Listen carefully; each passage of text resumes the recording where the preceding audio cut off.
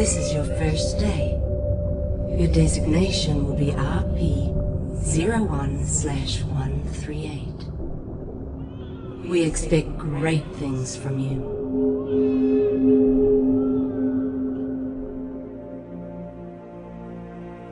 You have been born into dangerous times. A sharp mind can be the key to survival.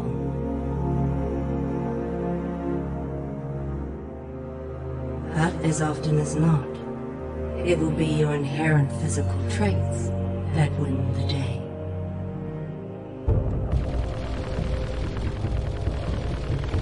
And in this regard, you will be superior to your more common brethren.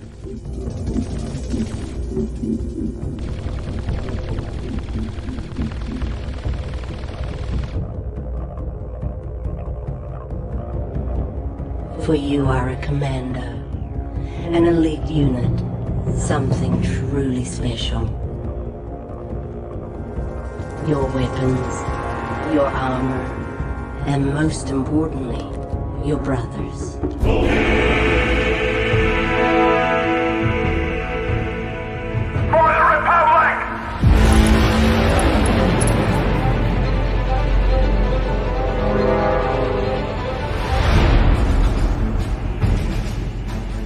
All right, men. Listen up.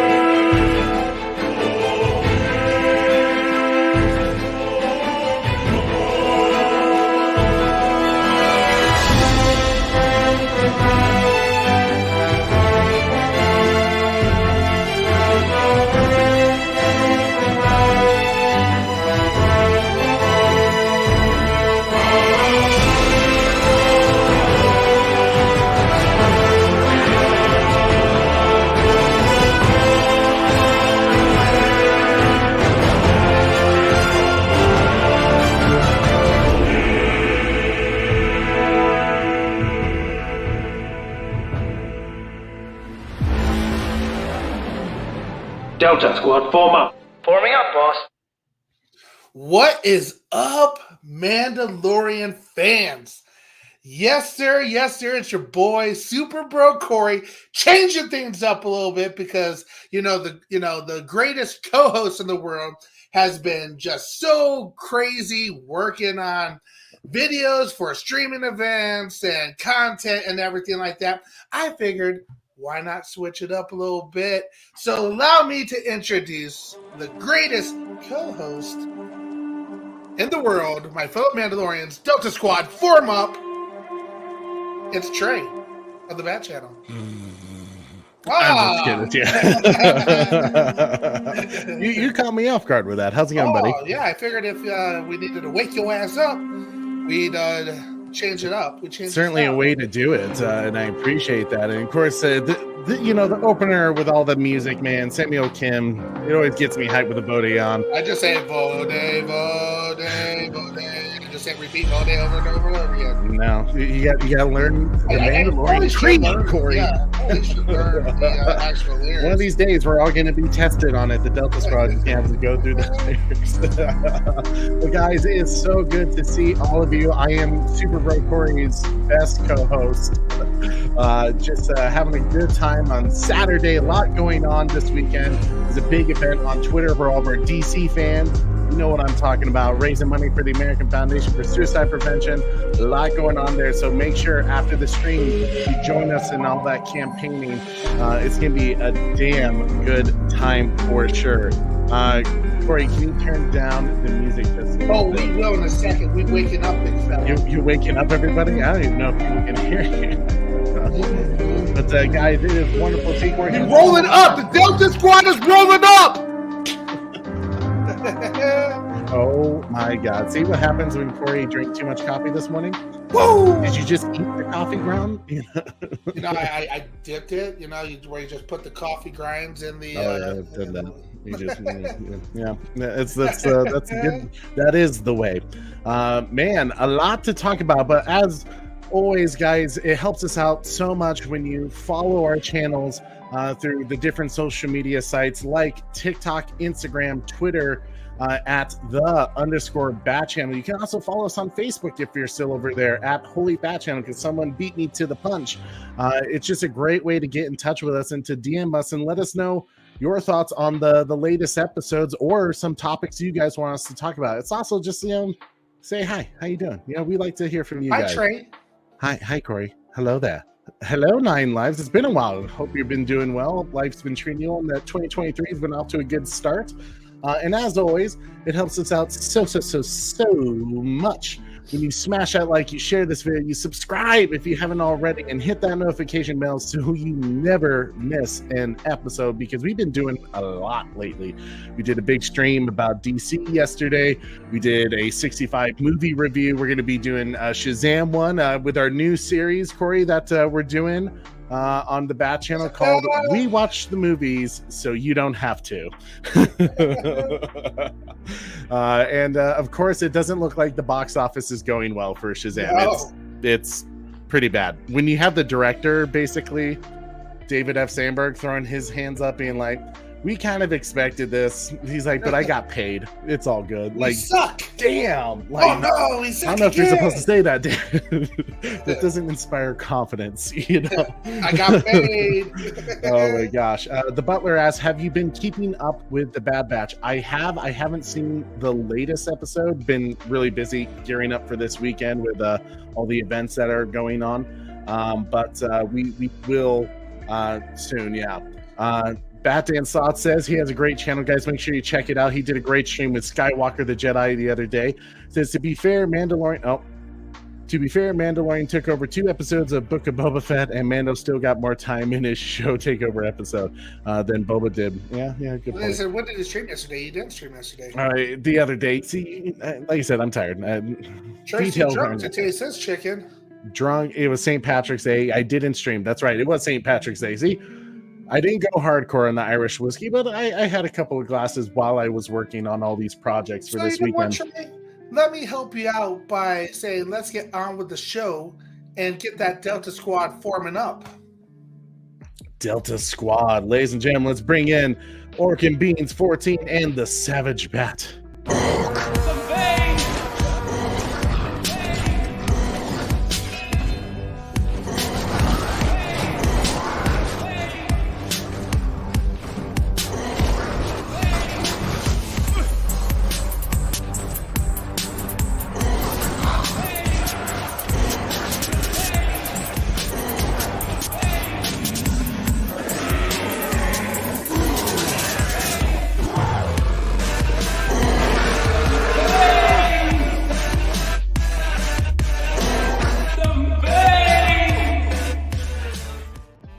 Hit it.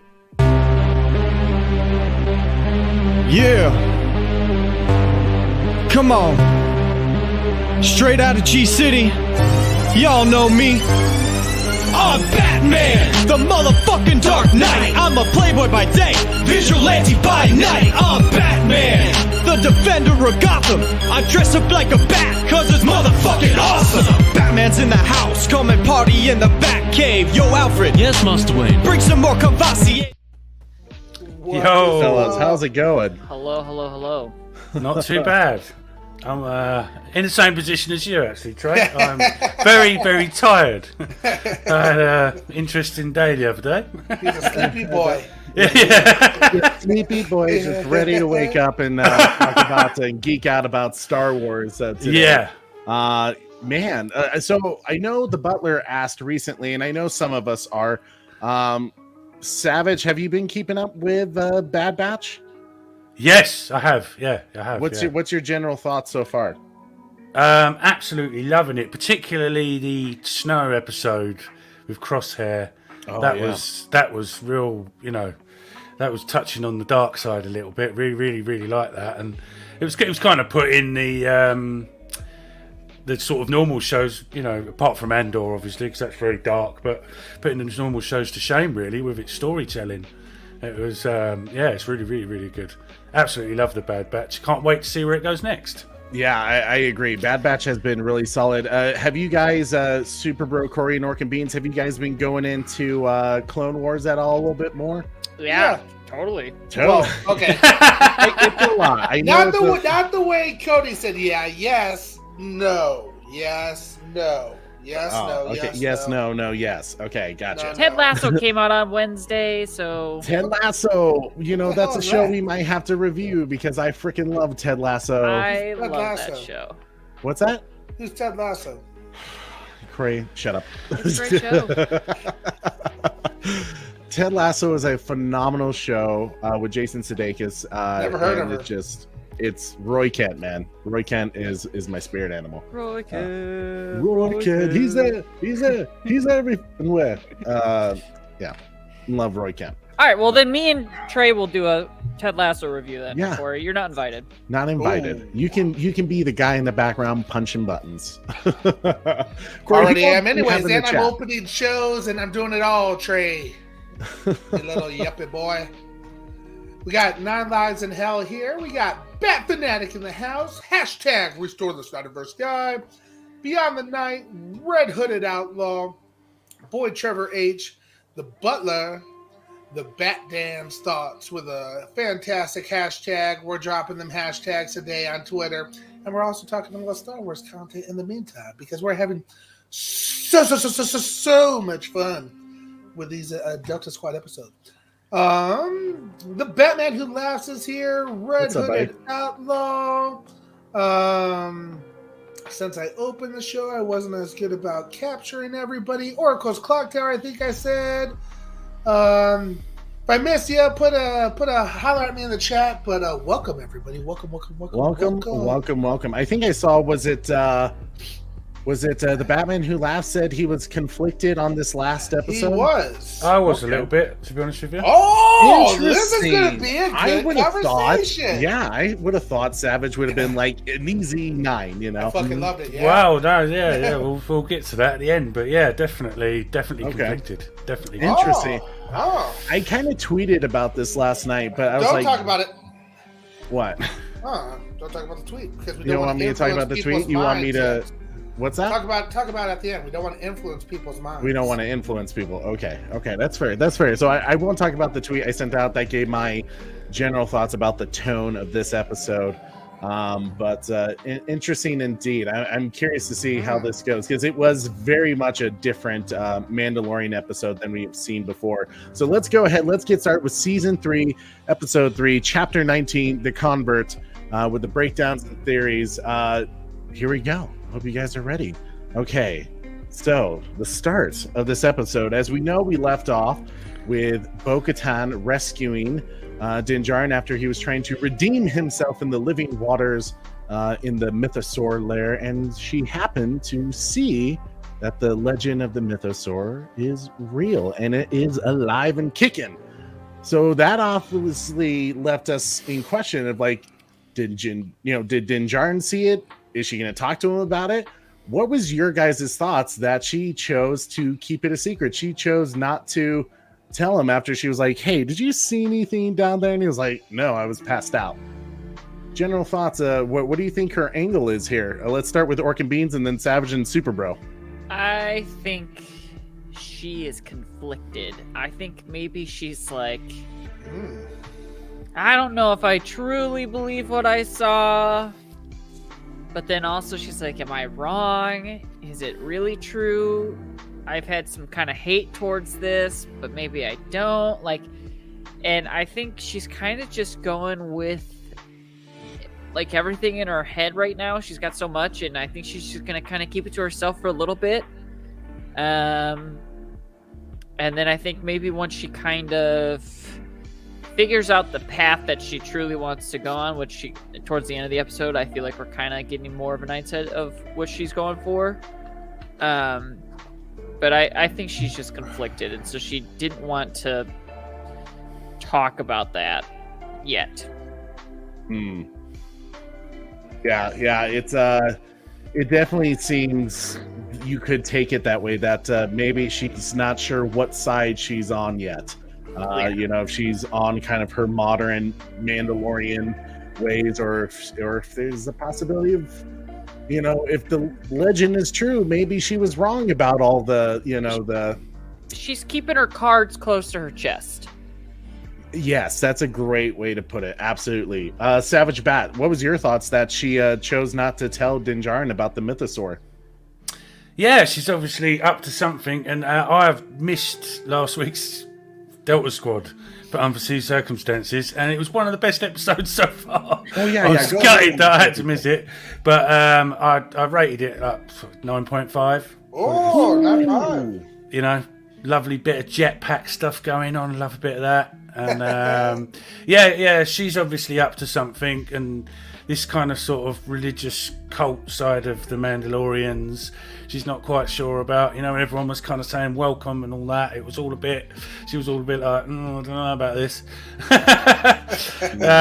But yeah, last episode was really good, and as far as why she's keeping it, playing her cards close to her chest is obviously something to do with ruling Mandalore eventually. But yeah, we'll just have to wait and see. Couldn't really sort of work out what was going on when they was kind of sort of welcoming her in a bit, and saying, because she'd been in the waters as well and all that, blah blah blah. Technically redeemed. I don't think she kind of knew what to think about it all at the time. It was too much to process. Yeah. So we're yet to see what her decision is going to be on that. Yeah.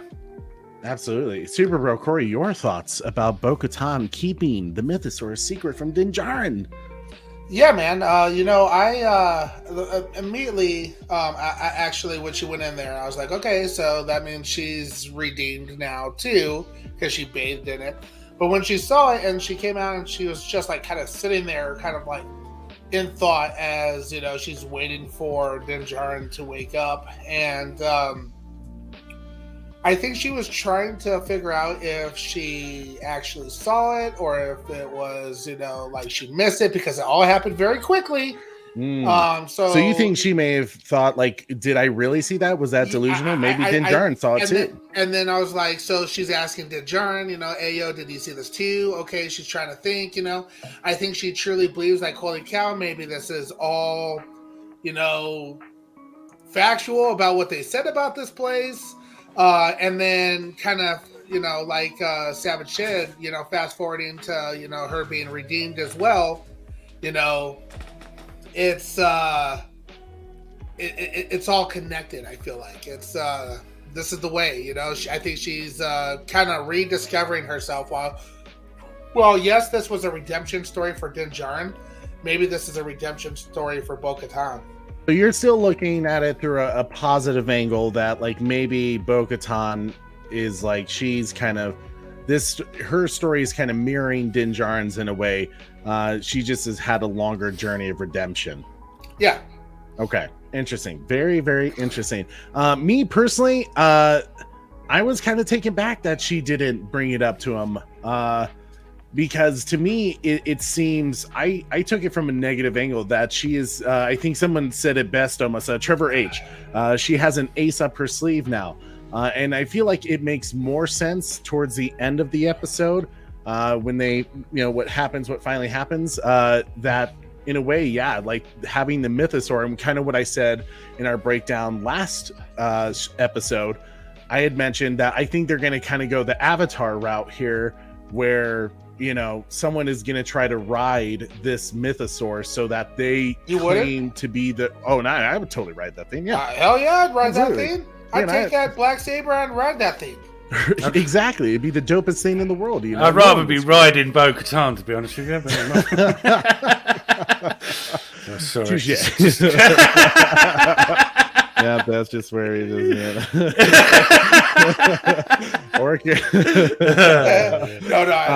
No, it's absolutely kind of interesting. Out of curiosity, Corey, is anyone in the chat kind of saying what their thoughts are about Bo-Katan's decision not to tell Din Djarin about the mythosaur? Sorry about that. I had to blow my nose. That's why I came off for a second. Yes, I saw a good one. Let me see. I think Batman Who Laughs said earlier. I think she plans to use the mythosaur to take over. She's definitely going with the flow, but I think she'll use it for her advantage. Okay. I don't disagree with that at all. Bo-Katan is the rightful leader of the Mandalorians, I guess. In a way, yeah. Kind of, yeah. Yeah. So she should be using that to her advantage. All right, I saw it. I believe in this again. This is the way I'm taking over. Get that Darksaber back. Thank you, Red Hood Outlaw. I appreciate it. So obviously, Din Djarin says he didn't see anything. That they've both been redeemed. He takes a vial of the living waters as proof to the Mandalorians. What? Real quick, Batman went dark, going to trick Mando's clan into going into the waters. And to have them eaten? Oh my God. Alive. That would be an interesting turn there. Not a bad idea. She's just like, you guys are the crazy, just extreme ones. I don't want you a part of the Mandalores, So he takes some proof back so that he can show that he's been redeemed. And Bo-Katan takes the group back to her planet to get the N1 starfighter so that Din Djarin can be on his way. But they get intervened by apparently somewhere out there's an Imperial warlord who's a bit pissed off that Bo-Katan has been stealing some stuff. So he sent a crap ton of TIE interceptors. I gotta be honest, when I saw this scene, my first thought was Orkin Beans is extremely happy right now. Immediately turned this episode to a 9. I think they should have named this episode Top Gun, the Star Wars story. Yes! That's exactly what I thought it was. I was going to say that too! When she's flying in and out through the thing, I was like, oh my God, this is Top Gun. But bro, did you see when they put the brakes on him and he was like... I was like, that was Maverick's move! I was all for it. Yeah, this immediately started this episode off with a 9 score for me. They just had to root for me because I was like, this is exactly... Like, the moment her ship gets hit, I was like, this is it. This is already a good episode for me. And just that whole sequence of the fighting and going through the cliffs, and she's like, don't worry, I've flown around these mountains as a kid, and then she kind of clips the wall up, and she's like, well, it's been a while. And just like the cool maneuvers each one pulled off, and the teamwork that they used. You go right, I'll meet you on the other side. And it was awesome. Yeah, I remember kind of like cheering. It was kind of weird to be like, oh yeah, this is cool. This feels like insane. And you're kind of just sitting there, and you realize it's just you and your wife, and she's just kind of looking at you, and you're like, nerd. Should I give a Yahoo? I did do a Yahoo, and she didn't get it. This is pod racing. This is pod racing. What was your thoughts about this whole cool starfighter battle? It was insane. Me? Yes. Yeah. It's absolute proper Star Wars. It's just I had to put a downer on it. It was just a bit in between. Was like was a bit iffy for me. I really enjoyed the Mando and so basically Bo-Katan. You felt kind of the way the Book of Boba Fett was. When Mando's on screen, it's a 9, and then anything without Mando, it kind of drops to a... and I just honestly I thought that bit in between was really iffy. Okay. And I know what they was trying to do with it, but it just come across a bit cringe to me. Interesting, But, very yeah. interesting. Okay, I'm curious. We'll definitely deep dive into that when we get to that specific part. But Top Gun Mando. Super Bro Corey, go ahead, have your moment of Top Gun Mando. Corey, your thoughts about the little starfighter battle? It was fantastic, man. They were Yeah, flying yeah. around. There was high speed, dog fighting. There was coordination when she was like, he's like, yeah, I'm gonna need you to fly by my ship. I'm gonna drop out and I'm gonna provide you aerial support. And he just fucking flies out and he's like, yeah, he hops in that thing right and then takes off right before he gets shot down. And then he's zipping around. Woo! I was like, I was going Yahoo! And I was like, this is beautiful.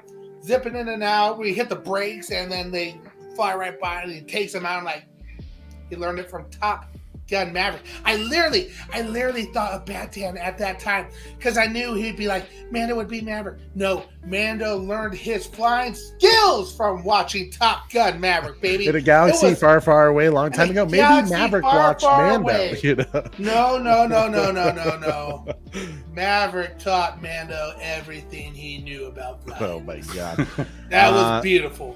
Time travel. Corey, Trevor H is pulling some swings right there. Let's see. What's up, Koj? Shout out to Koj. I think Top Gun shout out Maverick to did Koj, get right? Koj, my man. It's good to see you, brother. Whoa, right? I would totally buy that. Top Gun Mando, get me a shirt now. Corey, Trey, that's a design, Trey, dude. we'll get that shirt for y'all. Get that shirt. All right, we're working on that because that's Corey, happening. totally. Okay, yeah, I'll have to figure something out. Okay, that's a cool idea. I dig Damn it. you, Trevor H. Damn you. That's a whole nother problem. That's why the Oscars are fake and they're irrelevant. I couldn't believe they didn't win. They're irrelevant. They won one. They won best sound. You knew They're as soon as irrelevant. Tom Cruise said, "I'm not showing up," that it was He knew already. He knew. Oscars are for a bunch of yuppie boys and girls. You know, they all a bunch of sissies. Bunch of sissies. Bunch of wussies. Like who? I don't even know the film that won. Like what is that? Everything and I don't know. Ain't nobody seen that movie? Has anybody here seen that movie? No. I haven't seen it yet. No, That I do movie plan ain't on number watching one. it because Shorty's in it. You know, Fortune and Glory, kid. Yeah, I was really happy for him and Michelle Yeoh. Is that the same movie? Mm-hmm. Yeah, I think so. Yeah. That's why Short Round was there. Hey, because he won an Oscar for Best Supporting Actor, Corey. Harrison Ford, and when it won Best Movie, Harrison Ford delivered the Oscar, and I You watched know who it should won last Best night, and I Supporting teared up a Actor? bit. Miles Teller, because that portrayal of Goose's son was the best portrayal I've ever seen of my life. Good God, Corey. I get it. You're a Top Gun Maverick fan, and you're not wrong. Maverick was the dream Mando had. Hey, there we go. I do like that. So obviously they're getting attacked by these N1 starfighters. Mando does this really cool, switcheroo from Bo-Katan ship to the N1 starfighter. And of course, man, this N1 starfighter is seriously, it's a badass ship. Like when it's always game over when he gets into that ship, and it's awesome. It's just love these action sequences that are just absolute fire. Now, guys, obviously at the end of this starfighter battle, they destroy her castle, her fortress, and obviously she's very pissed off about that. But she sees a wave of Imperial starfighters, and she's like, "This is more than I've ever seen before." Who do you think this belongs to? Some people, I've heard a lot of theories going around, like, does this belong? Is the warlord Moff Gideon? Because it seems like they went to an extreme length to take out Bo-Katan and Mando for it just to be a little. I mean, especially it seemed like they were waiting for him. What's your thoughts? Any theories? Orc and Beans? I don't know who it is, but I think she's made a bigger enemy than she may have thought. But also I think it's something. It's a plot point that's gonna drive her maybe back into the Mandalorian way, because she doesn't have a home anymore. And at the end of the episode, you see them meet up with the other ones, and they can give her a home that she doesn't have anymore. And so I think maybe she has created some sort of enemy, but also it's another thing for her to like kind of lead her back into the way. Okay, so out of curiosity, just because you brought up something I didn't quite think about, do you think this was simply just used as a plot device to kind of show here she has lost her home, so now she needs a new home, a new family, and it's going to make it easier for her to be a part of the Children of the Watch? Or do you think there was a reason why these, other than the Imperial Warlord is just pissed off that Bo-Katan has been stealing his shit? If they had just blown up her home, I would say yes, it's just a plot point. But for her to actually say, like, hey, I've been stealing stuff or whatever, like, for her to, like, I feel like that is the line that leads us towards we're gonna get this big reveal of who it is. But if it had just been blowing up her place, then yeah, I think it would have been a plot point just to move her along. But because she specifically says that line, I feel like we're gonna get a reveal soon of who she pissed off. Okay, I did. Savage Bad, what's your theories about those Imperial Starfires? Where do you think they came from? Do you have any theories on who the Imperial Warlord is? Oracle's Cocktail mentioned it in the chat about Admiral Thrawn, but obviously he's off somewhere with Ezra Bridger with the space whales in another galaxy or whatever. So maybe it's the I don't know who, but maybe it's the person that's kind of keeping hold of the fleet until Thrawn comes back. And also something we completely glossed over is Bo-Katan's ship. I'm pretty sure that's the same ship Darth Maul had. I don't know if it's the same model or... It looks kind of similar. I could see where you say that. Yeah. No, it's that. But yeah, with this sort of Imperial remnants going on, that really does, it's all pointing towards, it's obvious this whole thing's leading up to Heir of the Empire, Admiral Thrawn coming back. We've obviously been teased that in The Mandalorian before with Ahsoka. Wouldn't be surprised if he shows up at some point in this or Ahsoka, I'm not quite sure, but one of the two. But yeah, I can't really put my finger on who it is, but I don't think it can actually be Thrawn himself, because if the timelines work out, he still should be on his way back. I don't know. It could be back already, but yeah, seems a bit sort of, I think it's gonna be someone else as well. I think Thrawn is a cool idea, but I get the feeling like that would be a wasted reveal for Mandalorian because he has no connection to Thrawn. That reveal needs to probably happen for Ahsoka. Yeah, that's what I was thinking. Yeah, Ahsoka. That would probably be the big thing with Ahsoka, Ezra and Thrawn, coming back. Yeah, I agree. I agree. I think it'll be somebody that is, it will definitely be current state, but I think it will kind of lead to a precursor that somebody's coming. It's like somebody's about to come back and really mess things around.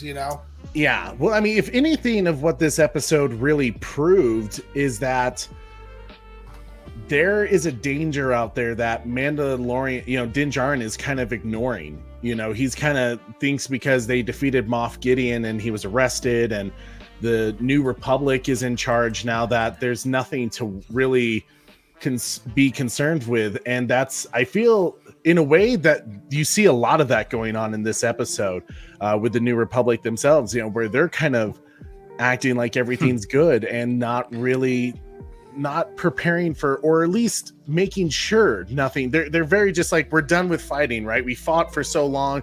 We got our New Republic back. Everything is just good, right? Everything should just be happy. And they're not really doing their job.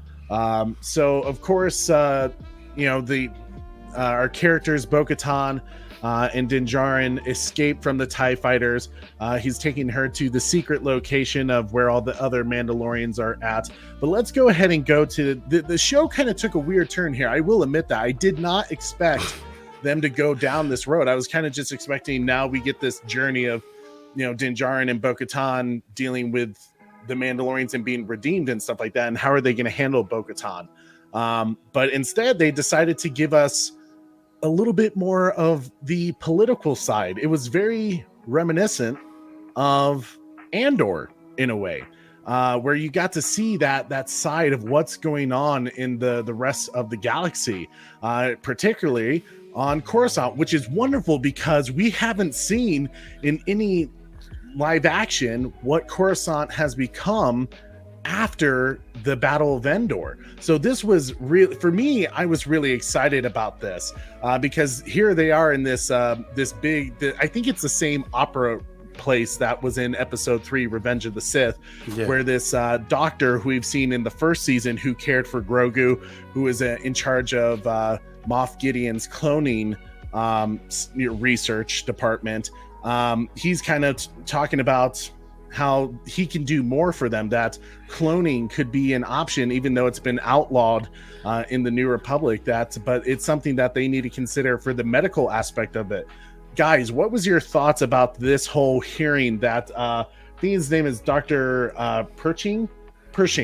What was your thoughts about what he had to say in his hearing, and how we're seeing the New Republic during these hearings, how they're reacting to someone who used to work for the Empire many years after, the Battle of Endor? I thought to myself, oh man, we got another Surreal Karn on our hands. I thought the another loser. But I feel like they did a better job with it. Like, they actually made us care about this guy. Yeah, I mean, I like connected with him when he was like walking around and he's like, there's too many people around here. Like, I'm getting anxious because I feel that way all the time too. When there's too many people around, I'm like, I'm out. See ya. But yeah, they really make you kind of feel for this guy. He's got a new job. He's a new place, new friends. And talking about, he likes the little biscuits, and then she gives him the biscuits, and you're like, oh, that's nice. And you kind of feel bad for him a little bit because he's really trying to like convince himself that like what I want is right, because he looks at himself in the mirror and he's like, this will help, you're doing the right thing. And it's kind of like him staring at himself, trying to convince himself that what he's doing is all right. And then this woman goes all Ramsay Bolton on him, tricks him into this trap like he's Theon, and then goes super crazy mode by turning up the mind flare on him. So I think at the beginning I was like, okay, why are we doing this? Like, why is this happening? Why are we watching this? And they focus so much on him for it to be at the end, you realize, oh, he's not the one we were supposed to be watching. She is. She's the one that we're supposed to be keeping an eye on. And I think we're now starting to get our villain of the season. And so I think it was like, I think the point of it was kind of to be a little disorienting of like, why are we watching this right now? And it's because they played us and we weren't watching the right person. I love how you kind of put that. It's like they were clearly focusing on someone when really it was this person, the kind of the Trojan horse. I knew of it all. I was able to catch on pretty quick too. Yeah, I felt like she was going to be bad, but I didn't, I knew the second he saw her. Now, Savage, I'm going to let you get into this on this hearing because I have a feeling we're going to get a certain reference of a certain time period. I really, really love the Coruscant stuff. It was inspiring. It's lovely to see the hall and the politics going on. But as soon as this guy was on the stage talking about doing the stuff he was doing illegally before, I thought, what? Like, what you're trying to make a case for something that's banned. And then when it led to this, where they was all kind of sitting around saying, we're being rehabilitated and all that, that just really made, I know it was integral to the storytelling. Hey, someone's dog's kicking off in the background there. It just really made me cringe. I know it was necessary to the story, but as it was playing out, it became more and more obvious that this police officer or whatever was, kind of dodgy from the start. But some of the dialogue in it about this, we're rehabilitated and all that, and I don't know. I just weren't feeling it one bit. Oh, interesting. I just really thought, like, what? Why? Do you know what I mean? Because if you're going to like dedicate your life to either side, the dark side or the good side, you're just going to flip all of a sudden and join a bloody Alcoholics Anonymous meeting and say, "Oh, I used to be in the Empire, but now I'm a rebel." You know what I mean? It's a bit like, oh, really? Yeah. Yeah, So, I mean, essentially, just as they said, right? They're just following orders. It meant nothing to them. It meant no. I mean, they would have worked for anyone. It was just a way to survive in a way. Yeah. Oh, people was waiting for the World War II reference. Yeah, definitely collaborating World War II references there. But yeah, no, I just was loving Coruscant. It was very inspiring. They've done a really good job. They've obviously upgraded the budget for The Mandalorian, because the special effects have got better and better as the seasons have gone on. It was really impressive. I just wasn't a fan. Those popsicles look terrible. Bullshit. Yeah, awesome, dude. well, that reminded me. look They was terrible. walking through, and there was kind of like this, like Disneyland music going on in the background. Like, Yeah. hey, everyone's happy on Coruscant. It's so good. Buy a ticket to Coruscant, and all this. It was like, ugh. Interesting. I'm gonna crush you guys in a moment here. Super Bro Corey, let's go. I'm like waiting. Bro, I loved this, man. This was freaking awesome, dude. I loved being Coruscant. I loved how he had to like try to say, "Oh yeah, I did some bad stuff with the Empire, but I was kind of forced to do it," and kind of like try to plead his case to everybody on Coruscant and the politicians and everything. And now I'm on your side and trying to like, the people that you see that he meets with that are on this like defector island, rehabilitation, apartments. They all looked like pretty much like cowards. They looked like people that were sissies and were afraid to die, minus the one in the bottom middle there. I can't remember her name. Like, for me, I was like, oh man, I knew right away that, if this was my Star Wars, if I ran the galaxy, the second we took over the Empire, I'd kill them all. Every single one. Corey, so death penalty traitors yes, to I'd the be Republic. lining them up and shooting them all. Done. Yeah, I wouldn't go that far to say at least imprison them for life. I just didn't think it made.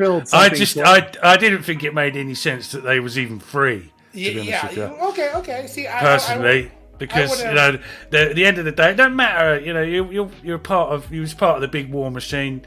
Technically war criminals, really. Exactly, they are war criminals, and since the thing that I don't like about prison is they can escape, you got to take care of the problem. You got to cut the head off the snake, and that's exactly what I would have done.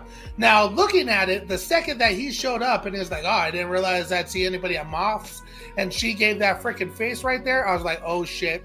She doesn't like that this man just outed her, and he's like, "Oh, I didn't know that's where you worked," because she was clearly trying to keep it a secret. Yeah. Clearly trying to keep that information a secret. And then she's like, quickly like divert, and then they start talking about like, "Oh, what do you miss?" And the guy is like trying to pretend like, "Oh no, it was a horrible time." It's like, "Nah, man, what did you miss?" And then all those people are like, "I missed the MREs." Bro, what the hell are they talking about? That is such a lie, man. They were trying to figure out, what's going on there. I think they're all evil people. If you ask anybody in the military, I wish, we had somebody here right now. If somebody's in the chat right now that was military, tell me if you ever missed eating an MRE, and I guarantee you that the answer is going to be hell freaking nah. Hell to the nah. They ain't missing any MREs that they ate while they're in the military. Just a fact. So when he was like, "Yeah, I missed the yellow biscuits," I was like, kill him right now. He's still a traitor. And she was like, "Oh, I like the red biscuits still. Kill her now because she was on Moff's ship, and kill her again because she's still trying to eat them red biscuits."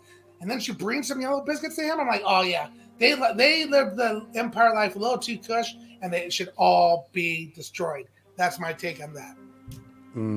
Someone made a good little meme that's a good reference to what's been going on here, and it was I think I might have mentioned this before.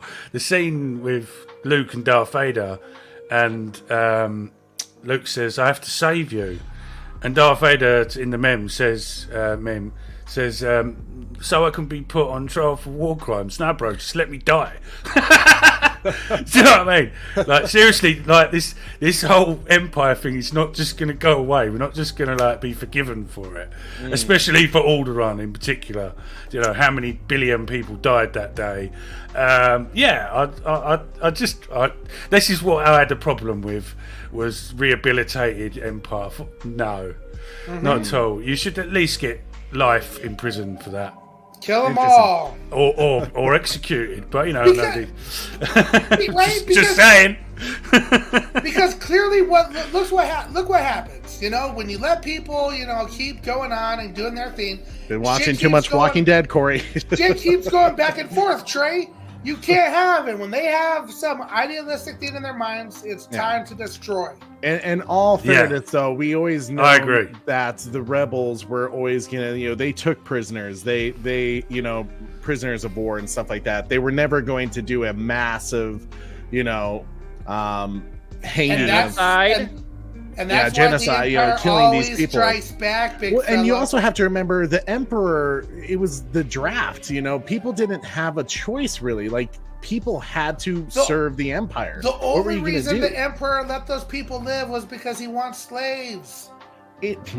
Interesting point there, Corey. But here's where I was going to get with it. Here's what I really loved about this particular storyline that they were going with.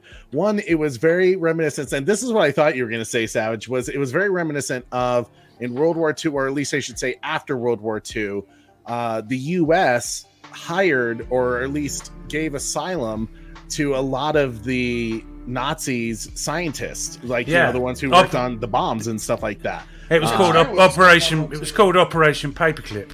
Yes. And they gave all the Nazi scientists jobs at NASA because they were rocket scientists, Yeah. And that's the way that rocket science was going after the V2 rocket. That's what advanced us. The war pushed us as a humanity into coming up with greater technology to win the war, And if the Nazis had managed to attach a nuke to that V2 rocket, it would have ended a lot different, Yeah, absolutely. And it was shot. Right, yeah, take a shot. But it was very much with that whole situation, like, here he is, right? Like, this was a guy who stuck with the Empire, or at least was forced to, because you can kind of tell this dude is just a scientist. He has his own goals in mind. Whether you believe his story about his mom, dying from like a heart attack, and how cloning could have saved her life. Now, here's where I say I'm not sure he was telling the truth there, because I don't know if you guys noticed throughout the entire episode, he had to tell every time he was lying. And what he would do was he would touch his ear. The one that Cara Dune grazed, that it has chipped away with when she shot him. He touches it every time he has like a quirk about, or something, a question he didn't like, or something that made him upset and uncomfortable. And you could tell in this moment when he's like kind of talking about, like, if you just let me continue my research, like, I know what the Empire did was bad. I admit that, like, but I was forced to do this, and my original intentions were great, but let me continue my research because it can help us all. Now, here's the funny part, right? And I'm so glad they added this little clip with these Coruscant high society people, because my goodness, this explains right here. And I'm sad as it is, I think The Mandalorian is being set up as a show to help explain some of the backstories leading up to the sequel trilogies, which I know a lot of Star Wars fans, myself including, I hated the sequel trilogy, and I would like, if it was possible, to retcon those films. Likely, and I'm willing to admit this to myself, that's likely not going to happen, because Disney ain't going to let that happen. All three films made over $1 billion. They're just not going to do that. It's a damn shame, and boo. Yeah, but in all, I think if they help create some of the backstory, maybe it might, and I say it might with doubt, help improve some of those stories? I mean, anything could really improve those. Nothing. It's a trap. Nothing can improve those movies. But all in all, I think they're leading up to, obviously, this guy, the research he was doing was leading up to Snoke, and the Emperor getting his clones that he wanted. But with this girl, I think it's Elia Kane, which funny that her name is Kane. Little Christianity reference. Cain and Abel, who betrays someone and basically destroys their life, right? And in this case, that dude's gonna be a vegetable after this. Oh yeah. He's definitely not in a good place. I put my pants on. But you could tell, but it makes sense, right? Like everyone, it is amazing because you realize, the fact that those high society people are like, "Oh, you're so brave for sticking up," and really, this guy's just he's a coward, because he would have done anything of what someone told him to do, because and you could tell that they picked a great actor who is Amid Abtahi, I think his name Abtahi, who plays the doctor, and he did a wonderful job of playing this kind of socially awkward and kind of shy. He was very shy, right? And more, I mean, when someone asked him about the science of his research, he could talk about that all day, but then he felt uncomfortable when everyone wanted to talk about his experience with the Empire. And you can tell these people of high society, right? We stayed out of it. We stayed neutral. It was just a great way to society. Exactly. Like you could see why the Republic is setting themselves up for complete disaster with this entire situation. Bro, when one guy said, "Yeah, I forget who's in charge," I was like, "You damn politician, you deserve to die too."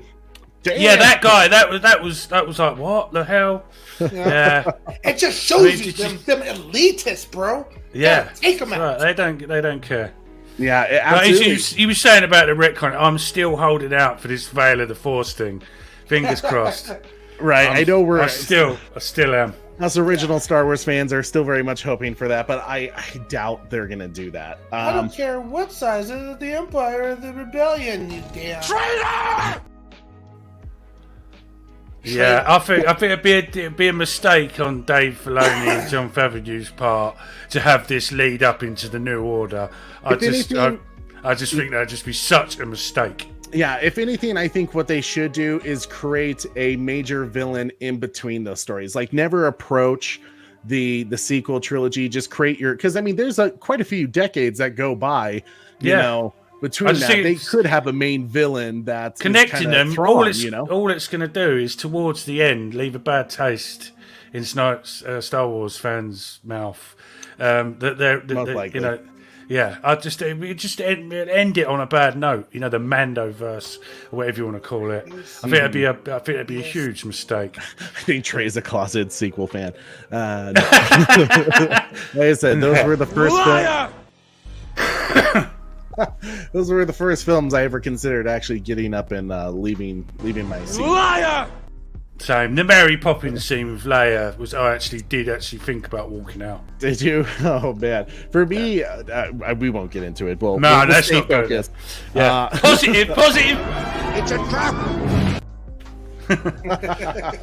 But Brian Johnson.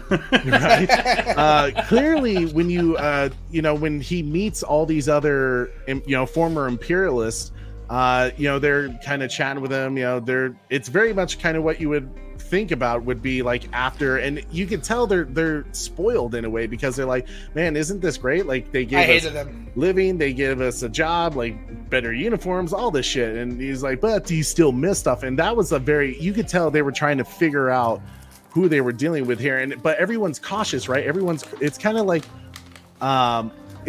today's society, Corey, where like people are afraid to kind of admit like who they like, which side they lean on things. And it was very much like this, where people don't like, you're trying to feel out like what do you believe? Are you really an Imperial, or are you with the New Republic?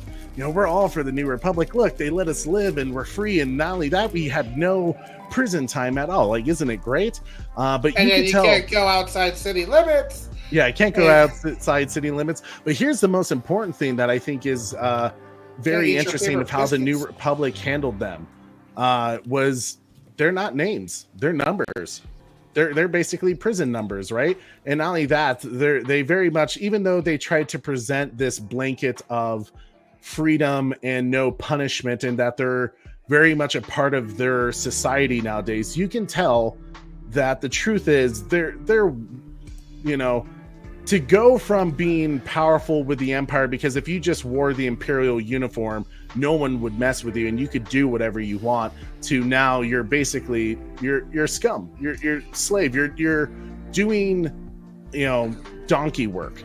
I think they messed up though, bro, because like, you know, these people need to realize if you are going to keep them as prisoners, you can't have so many people all together, because eventually that old way of life is going to find its way back into them, you know, like just the fact that they're like, oh yeah, reminiscing about the good old days, you know, of the Empire made me want to kill them even more. I don't think any of those guys at the table were truthful. Exactly. Yeah, I think they were all part of the plan. I think it was a whole scheme just to find out what this scientist dude was into and if he truly still believed in his stuff, because I feel like that's such a weird conversation to have, and it seems so set up-y.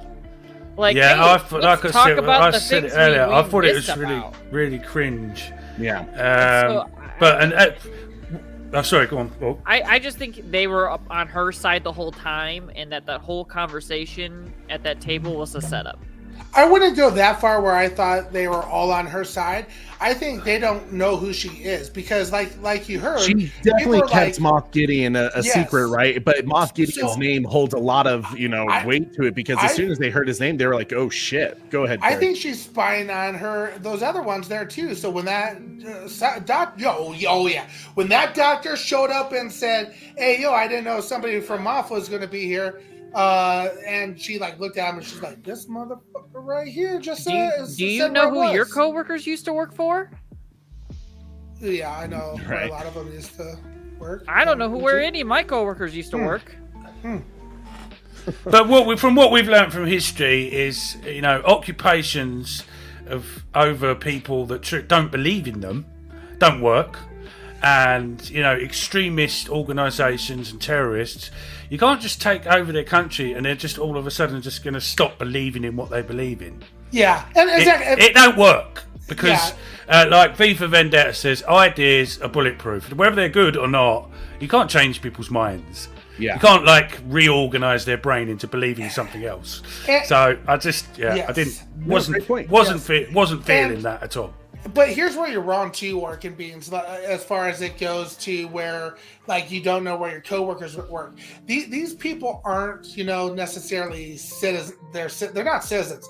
These people were in a military Empire-style group. So that's all military people talk to when they're greeting each other, trying to figure out, who would you with, Love and Bravo, or they start talking about which areas of the military they were, who they served with, that they know that about, and because they try to figure out, you knew that person over there or this person here. How was that? It's a different type of, they try to figure out who they were with. So for her to keep a person of Moff Gideon level a secret, that would have been a huge whoa to them. So that's why, knowing that about how military kind of talks to each other, that would have been a whoa. We didn't know that either. So that's why she kept that in the dark for a reason. Because like for example, if you were under, let's say you're a Clone War, and you're, a part of Anakin's 501. People in another Clone War came up to you and said, "Oh yeah, I'm with some unknown Jedi's, number." Who you're gonna be like? "Oh yeah, I'm with the 501st." You're gonna say that shit. You're gonna be proud of which group you're with, and that's why. Maybe she's modest. No, she no, doesn't no, want to no, flaunt. No. Look at that face of you, mother. You told my shit. You call me out, big fella. I'm gonna keep with the theme of the show and say you're not changing my mind. Okay, that's a good point. I think funny. Gideon's You're in probably prison. I think Trevor H. He's being held by the New Republic. I think. So actually, Trevor H brings up. First off, thank you so much, Trevor H, for that $5 super chat, and great question. They do talk about at that table about, and they called it New Republic propaganda, that Moff Gideon escaped. Now, to me, that seems like the weirdest propaganda that you could say. You know, like, hey, like Moff Gideon escaped our grasp, and he's probably wreaking more havoc. Like, what? Like, that's not something you want to leak. You know, that shows that you're not in control. Now, I've heard some theories that people say maybe this propaganda was just to suggest, kind of like what we've done with some terrorists, and that is we keep them so that they can provide us more information about, you know, their wider terrorist groups and stuff like that. Do you think they're doing something like that with Moff Gideon, or do you think that the New Republic just didn't want to admit that they were torturing the guy with maybe the mind flare? Possibly. It's an interesting fishy. question. Yeah. Something Ask the question fishy again, about Charlie. it. So in the episode, the group at the table, the Imperialists, or I think they call them technically, I think they're amnesty officers. Yeah. They kind of talk about the propaganda of the New Republic about Moff Gideon, where they said that he apparently escaped. When that seems like for them to call that propaganda and use that word specifically, that seemed weird to me. And I just want your guys' like thoughts about like why would they use that as propaganda when that shows that they dropped the ball and a major criminal got away. That's why they need to learn not to take prisoners and just finish the job. Sad fact, but that's true. Yeah. Where would you guys guess? Does anyone have theories about Moff Gideon though? About do you think maybe the propaganda is true? Maybe he did escape and he's that warlord out there, or do you think he's locked up somewhere else? I bet you he's closer than we all realize. Maybe running the show. Maybe the high society New Republic people are. He's valuable asset to them, and they really haven't changed yet. Possibly. Okay. Yeah. I think if to guess, I'd say that Moff Gideon is still incarcerated, and they're torturing him maybe. Okay. But it does make sense that he could maybe be pulling some strings still. But I just don't know. I just think it'd be a little bit on the nose if it was Gideon that was this warlord the whole time. I think it'd probably be the right time to introduce someone else. Mm-hmm. Yeah. That's the only reason I'm thinking not. That's all. Yeah, okay. Just from a storytelling point of view. He's just a player in this all. Hashtag Moff Gideon didn't kill himself. Yeah. Oh my gosh. Corey, can you play Trevor H a little something to say thank you for that $5 super chat? Thank you, Trevor H, and great question. Thank you, Trevor H. I'm gonna give you Banta. We're gonna go with this one. Do it. Oh, you want that? But you want that one? Yeah, because I love that one. It's a great one. Yeah, me too.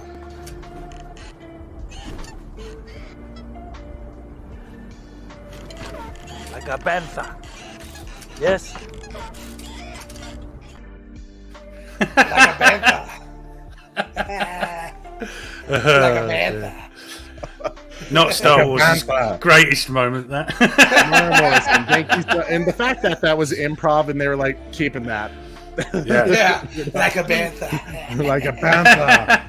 Oh my gosh. So let's go ahead. Let's go to the next slide. So clearly, and here's where I was kind of getting worried about the surreal thing, Orkin Beans, when you were kind of seeing the day-to-day life, going to work, it was like the same office day job kind of thing where it's like, are we going to get just this reoccurring thing? He goes home to mom, complains about how his job sucks, and then tries to find his way back into the Empire. But it was a different way they went about it, where he just felt like he's a valuable asset. He's obviously very intelligent. I mean, he knows the cloning process of the Camoans, and here, they're really not utilizing him, and they're making him basically take Imperial archives, put it into the system, and then just to delete it. So they're literally just wasting their time, and clearly that's going to bug them.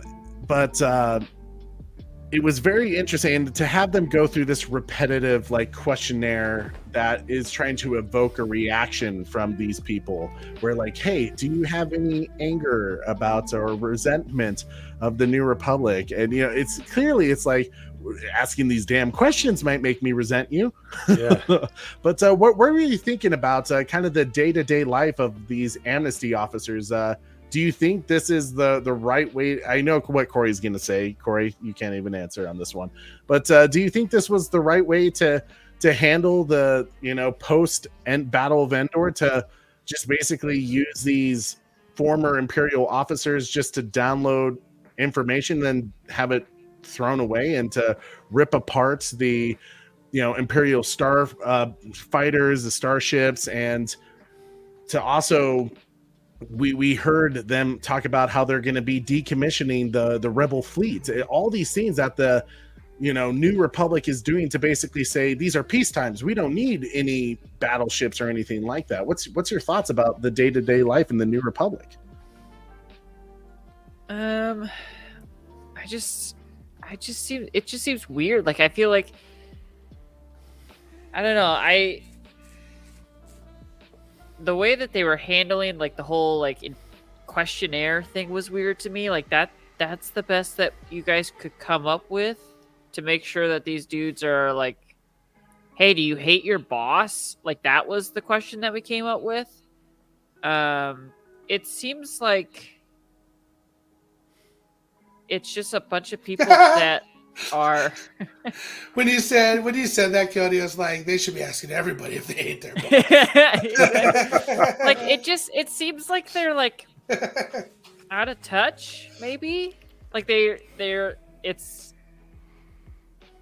have this idea of how they should handle it, but they're not really doing it that well. I don't know, it was weird. Interesting. Okay, how about you, Savage? Yeah, like I said, the bit earlier on where they were sitting around the table talking about the rations and things like that, and then like what you were saying, it was all a bit too. It was really getting on my nerves, to be honest with you, because it was just too obvious. It was like being asked a question by a policeman. You never answer. I don't answer questions. Sorry, no comment. You don't just come out, it all just seemed a bit obvious to me, and it was like, it's a trap. But yeah, it was, and then moving on to this Disneyland with the lollipops bit, that got on my nerves as well. I was like, what the hell is going on with this show? But yeah, you can't win them all. Bro, your thoughts about the everyday life of an amnesty officer? So, I actually enjoyed it, this portion of it all, personally. I thought it was kind of cool. Obviously, we all know what I would have done to these traitors, So, if we are going to have them do something, make them do the mundanest work ever. But when they're going to lie. So why would you have a robot try to ask these questions and how do you feel about your colleagues and the Republic? In honesty, they were really just trying to poke the bear. They knew exactly what they were doing. They're asking the same questions, and they were just trying to get a reaation to be like, "Hey, do you hate us? Do you hate us yet? Do you hate us?" It was almost a form of torture in some ways, So I was like, man, he's probably wishing that they would have killed him in the first place, So it's getting a little ridiculous there.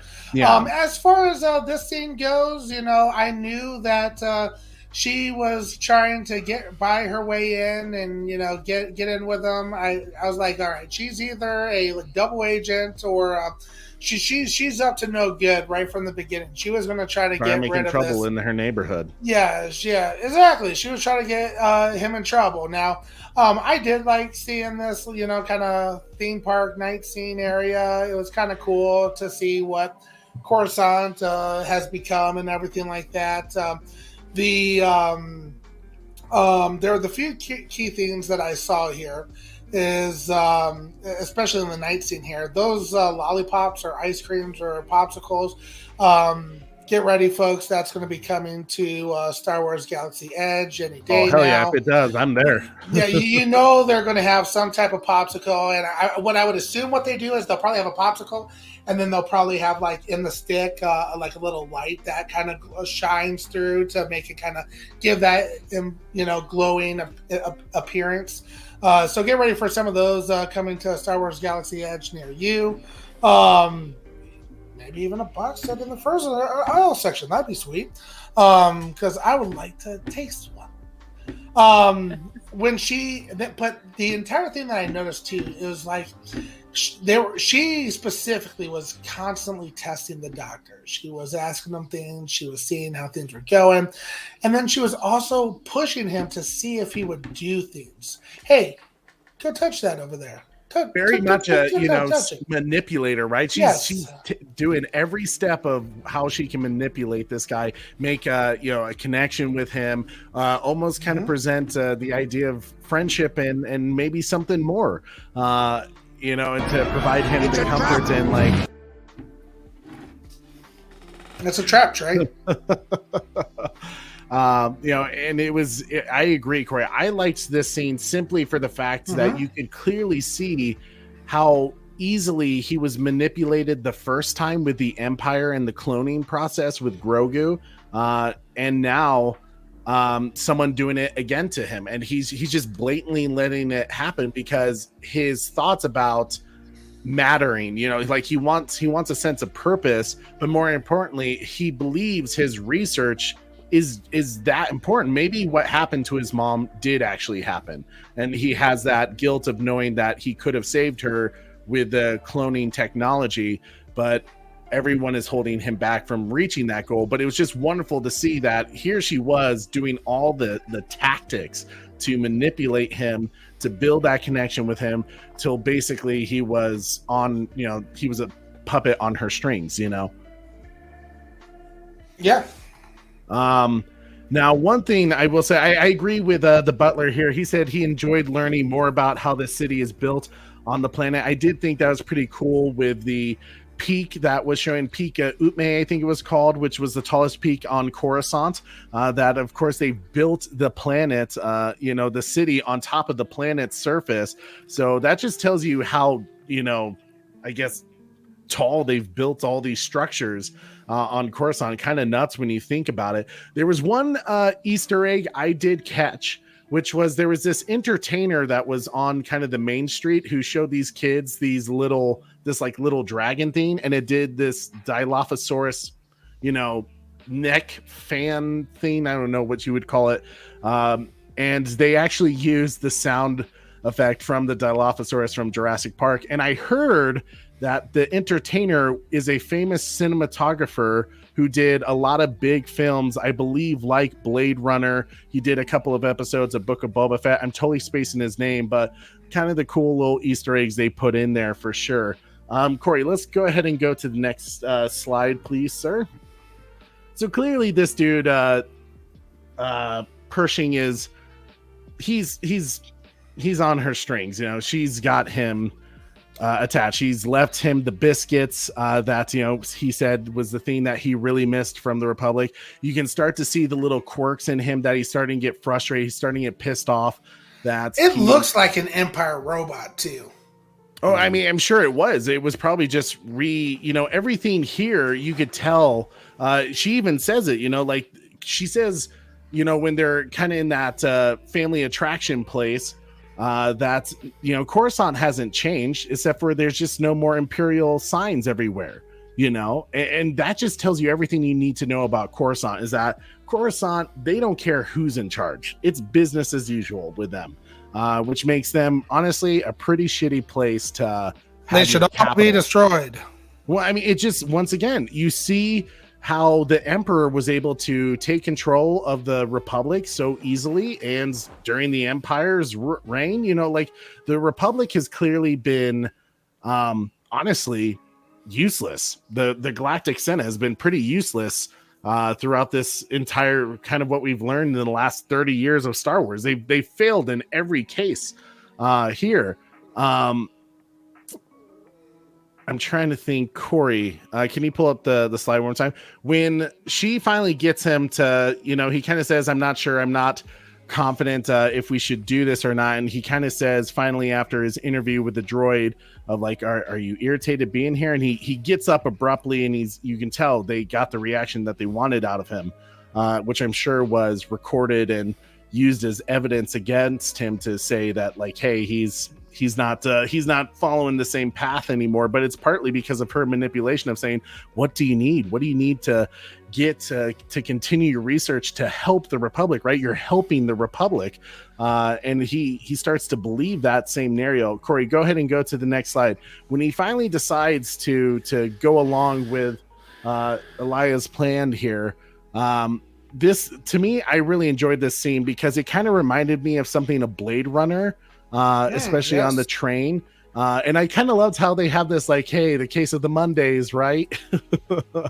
But there was a great little like, Indiana Jones, you got no ticket, you're going to be kicked off the train. And obviously they don't want to be captured. And clearly she has done this numerous times, right? Like, which is also a World War II reference there, Trey. Hey, Savage, I'm on you today, buddy. But you know, clearly she has done this multiple times, and as I kind of mentioned earlier, when she tells him about, hey, like, how do you think I got the biscuits? That was like her ace up her sleeve, right? When it came to convincing him to do this, because that meant a lot to him. He had no idea who was doing it. She didn't tell him until this exact moment, because she saw that he was starting to doubt this decision. Like, oh, this is a bad idea. This is going to go wrong. We shouldn't do this. And she says, you know, how do you think I got the biscuits? And it was like that last thing, manipulation she needed to be like, to get the hooks in him, to make him go through this mission, to get all the supplies he needed to continue his research. Now, guys, when they do get to the Imperial ship, once again, this is where I kind of say the Republic has failed. No guards around Imperial ships? Why? Well, because it's no out guards. It's out of use. They don't need to guard it. That was her stupid line. I think this was a part of the setup, though, Trey. This was. You think there were guards there, which is why they were able to get him so quickly? Yes, absolutely. Okay. They were trying to make this look too easy. Oh yeah, don't worry, we'll get in just fine. We'll step right in. Mm-hmm. And it also mirrored a little bit of the Bad Batch episode recently with the Star Destroyer. Very much the same scene. But yeah, just the whole screening thing, and you know, the whole setup thing. I think it was just a bit too obvious for me. Yeah. It really was. It was like, oh, don't you miss the times of fascism? You know, no. It's like, what the hell?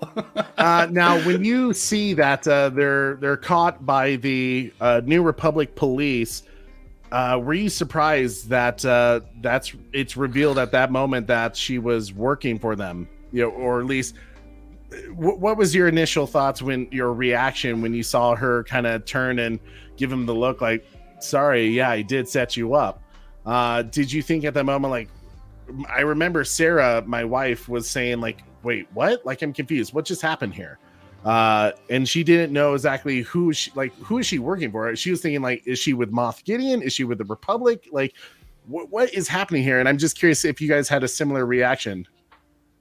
I mean, it was, you know, like I had said earlier, like, she was the person that we were supposed to be watching. Now, granted, I mean, we analyze this stuff a lot, so we kind of look more into stuff. So I think it wasn't super surprising that she turned on him. And like I had said, it was kind of like when Ramsay Bolton tricks Theon to think he's being saved, but in turn just brings him right back. It's a great point. And so I wasn't super surprised. I was a little confused when I was like, okay, why did she do this? Like, who is she working for? I was confused about that part. But I mean, yeah, of course she turned on him. I wasn't surprised by her turning on, but I thought that was obvious. What I was surprised is that when she turned up the dial and it was a double bluff. I didn't see that coming.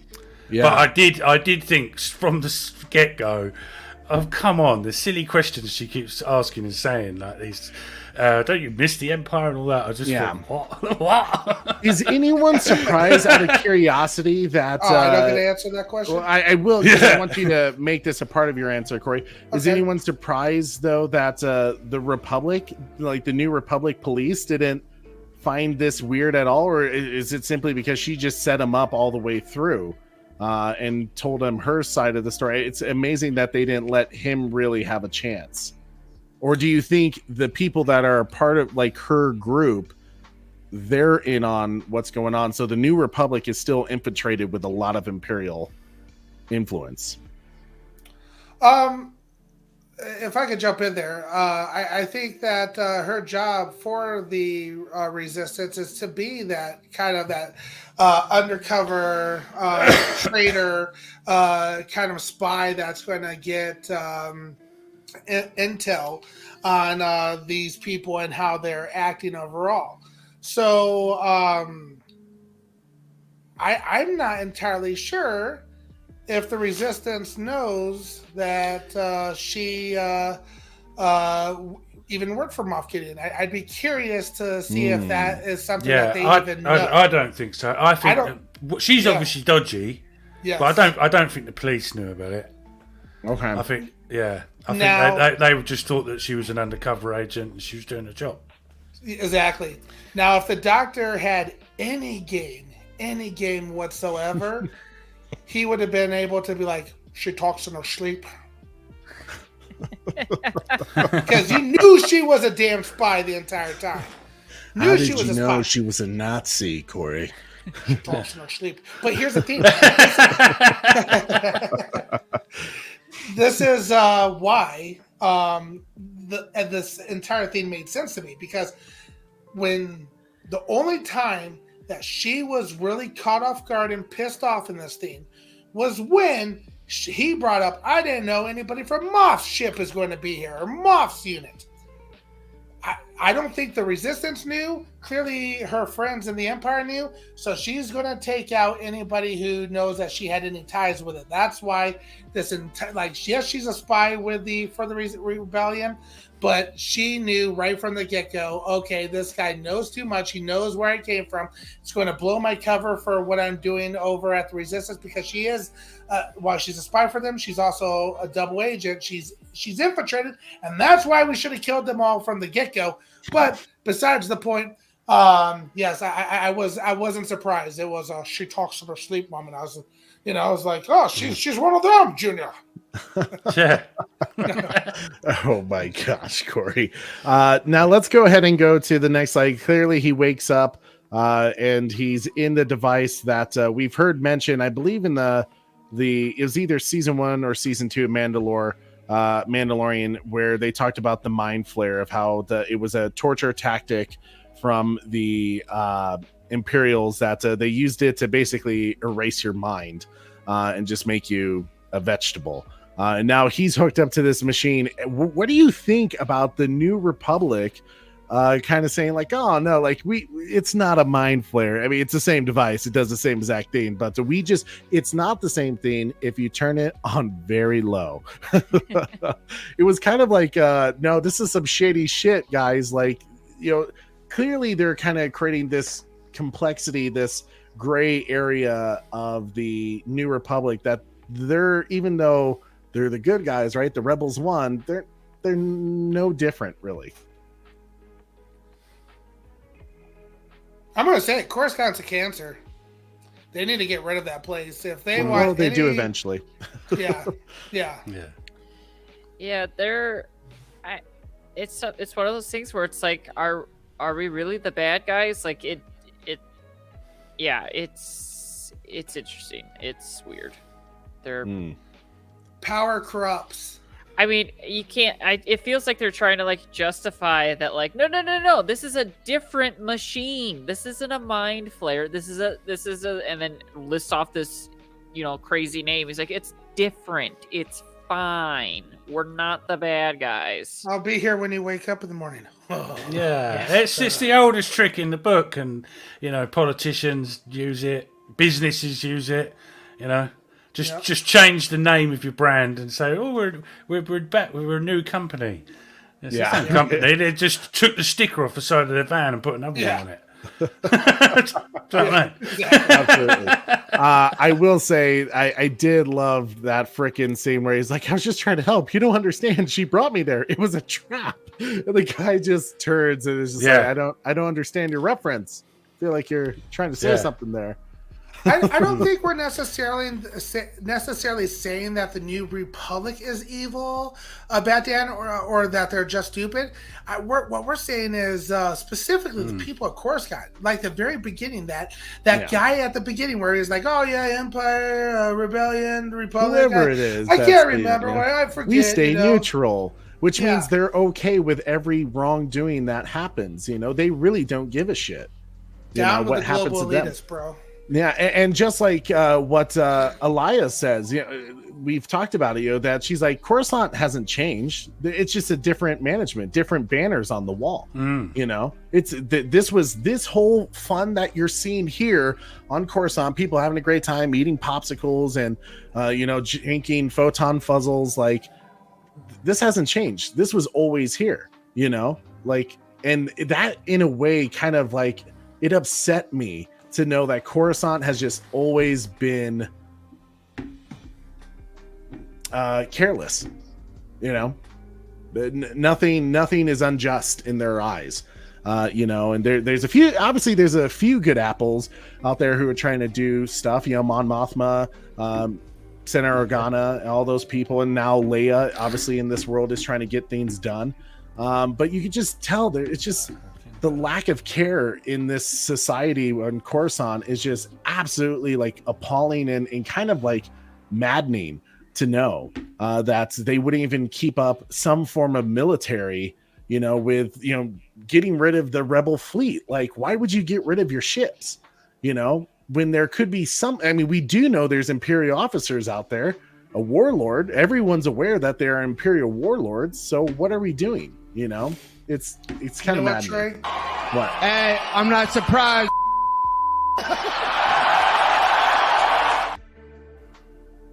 Power corrupts, big fella. Shit's wild. You're muted. Oh, am I? Can you hear me now? Yep. Okay. But yeah, so I will say I love the scene when everyone leaves the room for the mind flare. There she is, and they're just saying, "Hey, it's unfortunate that he didn't work out. I was really hoping he would, but hey, you're the shining example of, what it means of what we're doing here." And, she does this, shit. Oh, thank you so much. I'm doing good now. I'll see you later. I'm going to stay here and watch this happen. And I love from the fake smile to, it was kind of very similar to what we saw in Andor, and then to see kind of the evil turn. And I love how they just made her cruel and brutal, that she can watch this guy get tortured, that she manipulated to liking her, believing in her, and she just is going to eat a biscuit in front of him because she can stomach it. She can eat and enjoy the torture of it. What was that scene like for you guys? What did you think about her cruelty? And I know, Orc, you said you think she's the big bad in this season. Yeah, I think she's gonna play the same role as like the blonde girl from Andor. Kind of just like the behind the scenes politician bad guy. And I after she was like, "Hey, can I stay and watch?" I was like, that's a weird thing to say. And then I was like, oh crap, they just talked about how this is okay if you do it on the low setting. So when she cranked that thing up to 11, I was like, oh yikes. She crazy. Yeah, I agree. How about you, Savage? What about her? Her twist and her erasing his mind. And I know, like we said, Orc thinks she's going to be a pretty prominent figure of the, kind of the bad team on this season. What's your thoughts? Yeah, I thought, like I said, I wasn't expecting that turn the dial up thing at the end. The whole bit before that seemed all a bit too obvious for me. But I just really don't know where her character's going. I shouldn't imagine she's this mysterious warlord. Maybe she works for him or something like that. She's definitely not good. That much is obvious. But then again, I don't know. Neither was Saw Gerrera and that. They was, blurring the lines between good and evil. Yeah. But yeah, no, I'd say she's definitely on the bad side. But I think there's someone's missing, and I don't think it's Moff Gideon. I think it's someone else. There's someone else behind the scenes. That's someone else is creating havoc. Okay. Creating havoc with all this. That scene where he said it was a trap and it pointed to the I was like, Grand Calamari, yeah. I was a bit like that was another no. That was another no from me. I was like, oh really? Oh man, I thought I couldn't help but laugh. Too much. I was like, damn, Star Wars really did it. They just made it to that one. Super Bro Corey, your thoughts about what you expect from her character in the future too? Bro, I love this portion, man. This is what everybody gets. He knew that she rocked with Moff. And she couldn't let that be slipped out because the Resistance trusts her. This was so crazy. I knew it was coming. I was waiting for it. I was like, yep, knew that was coming. It's absolutely insane, man. Like that how much trust they put into her and how she's corrupted the system already and or not necessarily corrupted the system. The Resistance is and the new Republic is stupid for allowing her to have this much freedom because they think she's such a hard worker. This is what you get. She's going to crank that bad boy to 11, zap his little brain, and he's not going to remember which place that she was with, that she worked with Moff, and keep that a secret as well.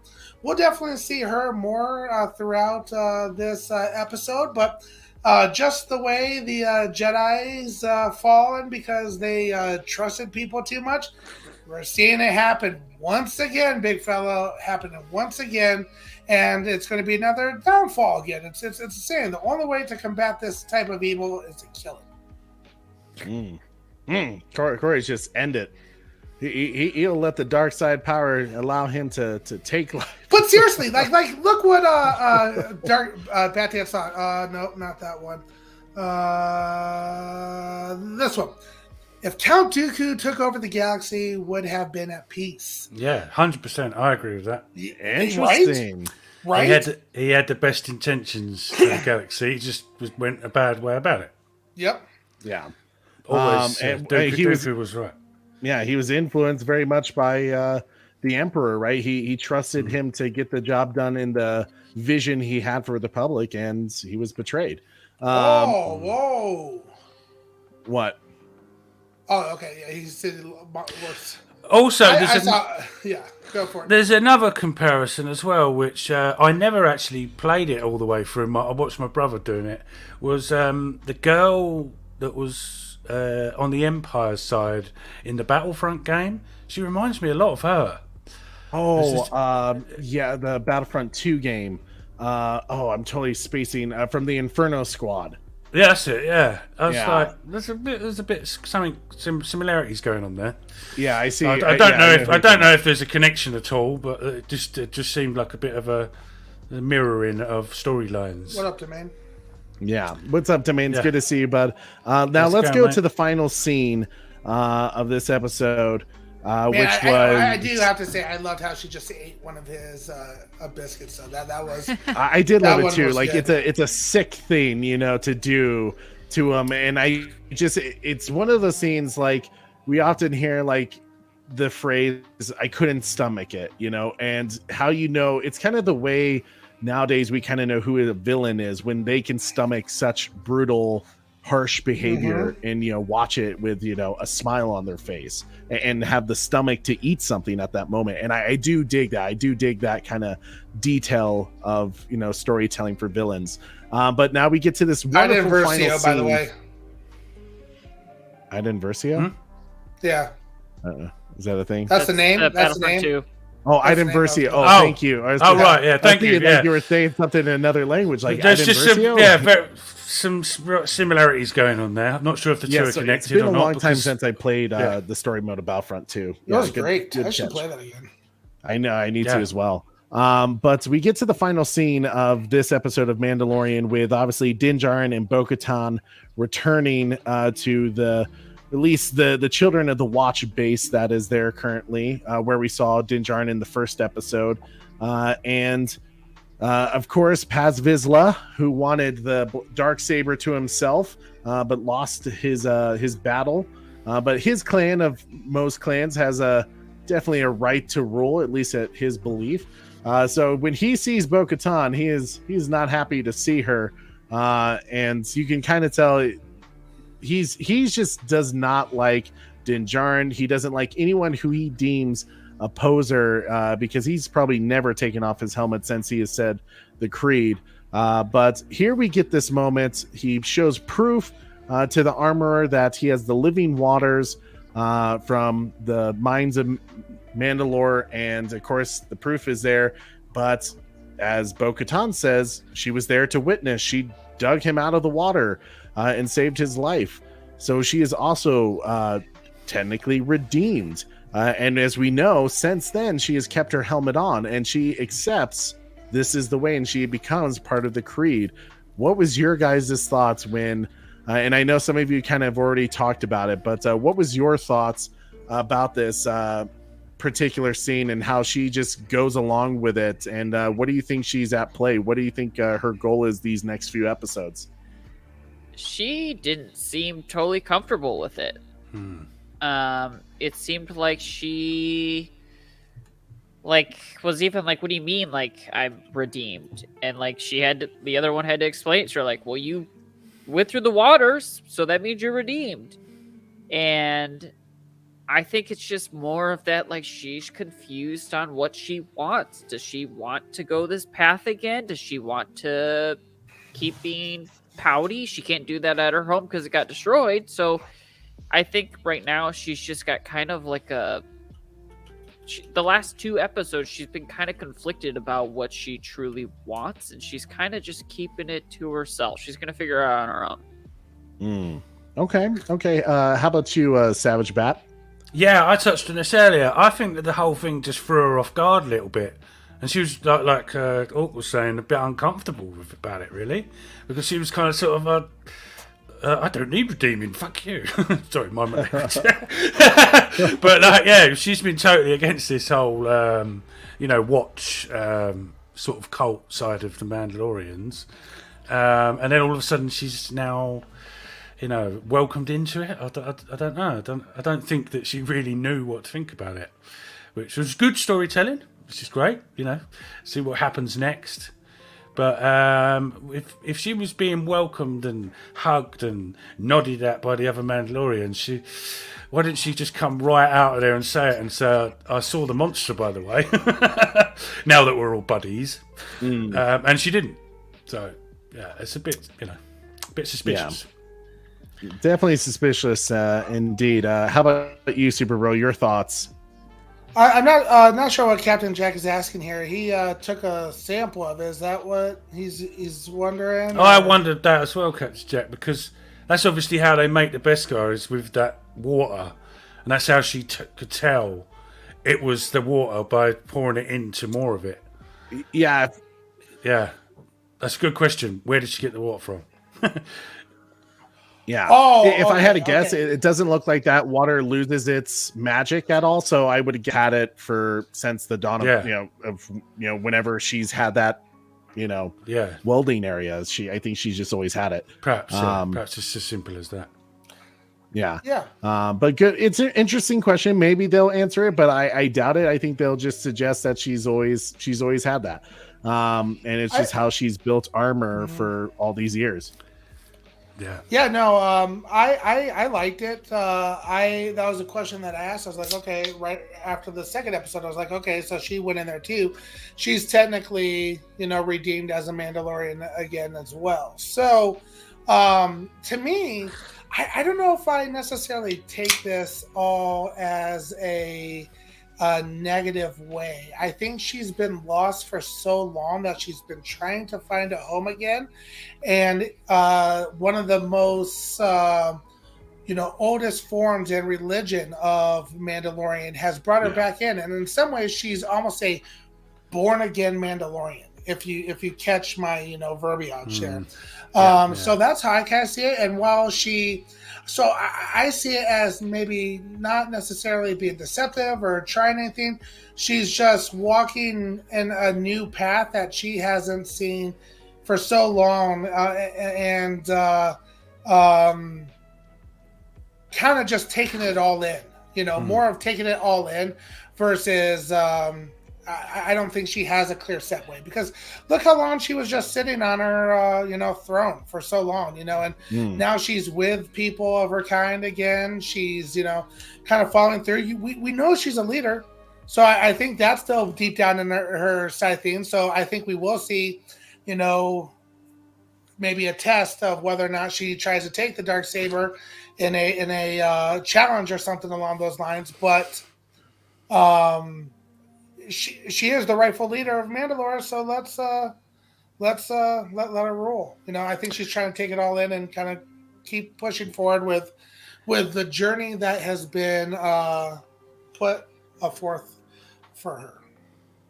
Interesting. Yeah, for me, I could definitely see there was kind of the surprise of the acceptance that they were immediately like, well, you bathed in the waters too, and you haven't taken off your helmet. So technically, because of your house, it's a royal house of Mandalore, you technically are Mandalorian by our eyes.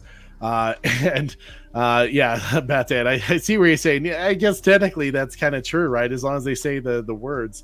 Now, one thing that I kind of wondered is kind of her thoughts here. I mean, this is no surprise that Bo-Katan she's done this many times where she's kind of gone to different factions and clans of Mandalore. In Clone Wars, her sister was the ruler of Mandalore, and it was very controversial, her rule, because she decided that Mandalorians were going to try to be more peaceful and more involved in the Republic, politically. And a lot of the Mandalorians who they come from this culture of war and, being soldiers and warriors and stuff like that, they weren't really about that life. And they felt like it was dishonorable to even be very, peaceful and, kind of not engaging in a warlike manner. And she left her sister. She did not agree with her sister on that. She joined Death Watch for a little bit with House Vizsla, actually. And it wasn't until they kind of turned on her sister and were planning on assassinating her sister that she kind of changed her tone and went back with her sister. And then there was the whole, Darth Maul taking over Mandalore and fighting against them. So she has gone in multiple times, different factions based on what she has believed in, or if they went to a place where she couldn't go with them. Now, obviously, the Children of the Watch, Din Djarin's group, is very extreme in their superstition of Mandalore, clearly. So that's going to be very interesting. But maybe we kind of talked about this in our last breakdown, that maybe after seeing the Mythosaur and kind of seeing Din Djarin's, loyalty to his faith and his belief in it, maybe kind of inspired her in a way to not exactly look at the superstitions as maybe Mandalore is magic. Maybe there is power to those creeds. Mm-hmm. What's that? Din Djarin's been a good influence on her. Yeah, it's been a good influence. I still say, I think the fact that she hasn't told anyone about the Mythosaur kind of says something a bit. I think she's confused what waiting. she saw. I think she's like, what, she's trying to process. This has been some massive changes for her, Trey. She was chilling on her little, lazy boy chair and relax and take it easy, just griping all day and just kind of pissed off at the world. And, Mandalorian bugs her and he's like, yeah, get out of here. I don't really care. Nothing down there. And now it's brought her on this journey and she's seen new things and she's realizing, like you said, there's a path, there, maybe this isn't all that bad. Yeah. Reborn again, there is something to be said, like Orc brought up earlier in the show, was to say that she did lose her home. Her clan did leave her because she didn't bring home the Darksaber. And, she was kind of, you're not royalty. And now here she is, technically not a Mandalorian, I guess, in some people's eyes, but she's immediately accepted into this other clan. And for her, that must feel nice to be part of a family in a sense again. But I get the sense, and I've been paying attention to a lot of this, especially it seems like whenever it comes to the Mandalorians, they keep cutting to a reaction of a certain Mandalorian, and that is Paz Vizsla, who Jon Favreau played in the Book of Boba Fett. But it's some other guy now, I can't recall his name, who's playing him. But Paz Vizsla keeps staring and kind of reacting to both Din Djarin and to Bo-Katan. And we know that he believes that his clan, his house, believes that they're also rightful rulers of the Darksaber to take on Mandalore. Do you think they're going to come at odds at some point, like maybe a three-way battle in a sense between all of them to retrieve the Darksaber? Maybe. No, it's a four-way. Grogu. Four-way Grogu wins. Sticking with it. Any theories about maybe Bo-Katan will see Paz Vizsla because she's worked with his house before. She also betrayed his house, during the Clone Wars. But do you think he sees at all a chance for maybe that's an alliance against Din Djarin? I am not entirely sure she necessarily goes against Din Djarin to kill him, I think it'd be a battle to who's the rightful owner of it, and then kind of go on that way. That's a good question, Trey. All I know is I'm excited. I'm just excited for what's to come. This episode set up a lot for me, and I'm loving it. Okay. How about you, Savage? Any theories about kind of the setup of the what's the word I'm looking for? The setup to the conflict between Din Djarin, Bo-Katan, and Paz Vizsla, because like you said, they keep cutting to him about his reaction. He was the only one that didn't, greet them as his new brother and sister. He did not say congratulations, like welcome back to the Creed. He stood there in I think there's definitely going to be some sort of kind of like Julius Caesar type thing going on. Bit of betrayal going on at the last minute. We'll just have to wait and see. But if Clan Vizsla have always been dodgy since the Clone Wars, so it's likely going to likely be him that does it. But like Orc said, maybe Grogu could be the unite the clans. That would certainly. He didn't bathe in the waters, though. No, not yet. Not yet. But hey, that little vial. But the Darksaber. He could go on that. The Darksaber was born of a Jedi stroke Mandalorian, so it kind of makes sense. Yeah, Grogu would never be a Mandalorian. No. Shut up. He will be. I'm just saying it. No, Disney will not allow it.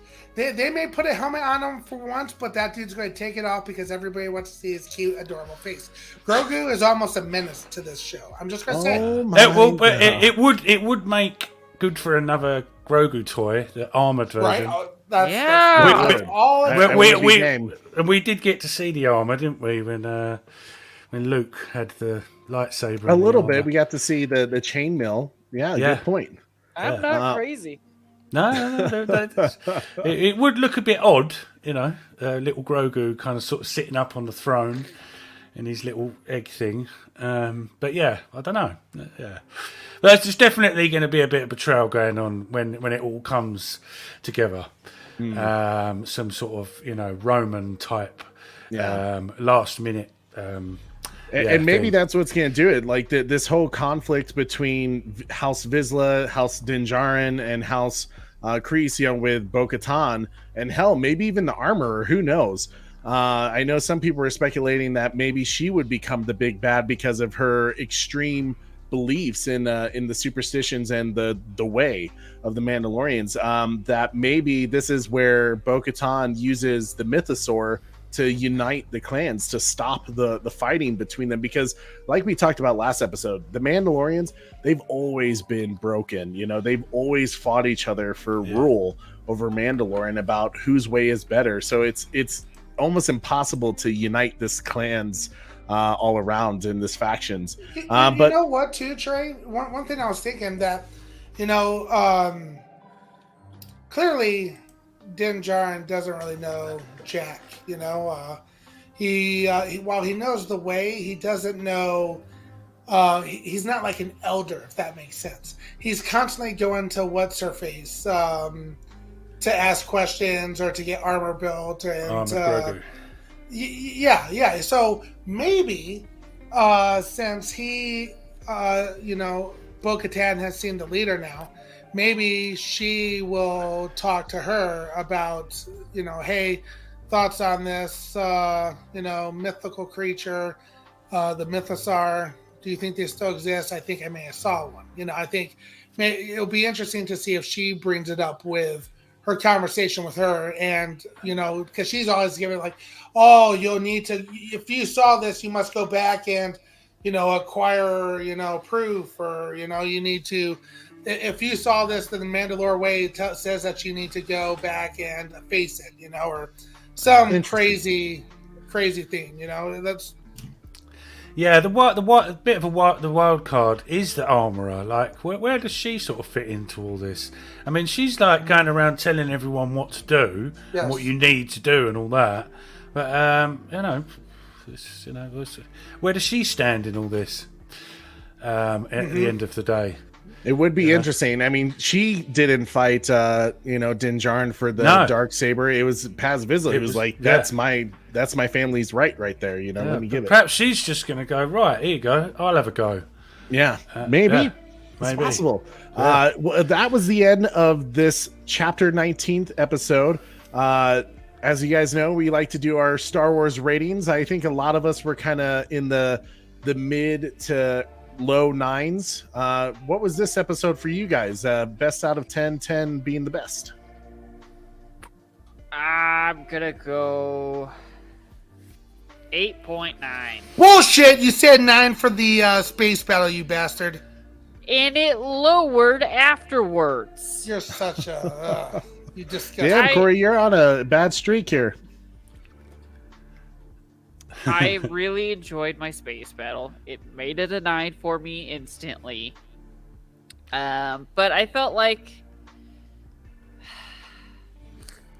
it was cool. The whole, we get to see a different side. We get to see Coruscant. We get to see this, who I think is probably going to be the new villain or whatever. But I mean, last episode left me really wanting to see Bo-Katan more. And she wasn't in the show this much, so that was my biggest problem. Was I just wanted to see her more, and she wasn't there as much. Okay. How about you, Savage? Yeah, for once, because I normally go around about a 9-ish, because I absolutely love Star Wars. But I'm going to have to go with Oracle on this one. I'm going to go for an 8.5. Because I just wasn't feeling that whole love the Star Wars battles and the bit at the end, but that bit in between, I just wasn't feeling it for some reason. I don't know why, but it just rubbed me up the wrong way for some reason. And 8.5, just because the It was nice to see Coruscant, but just the storytelling bit of that, I just thought, what? Nah. Okay. Wasn't feeling it. Just be brutally honest.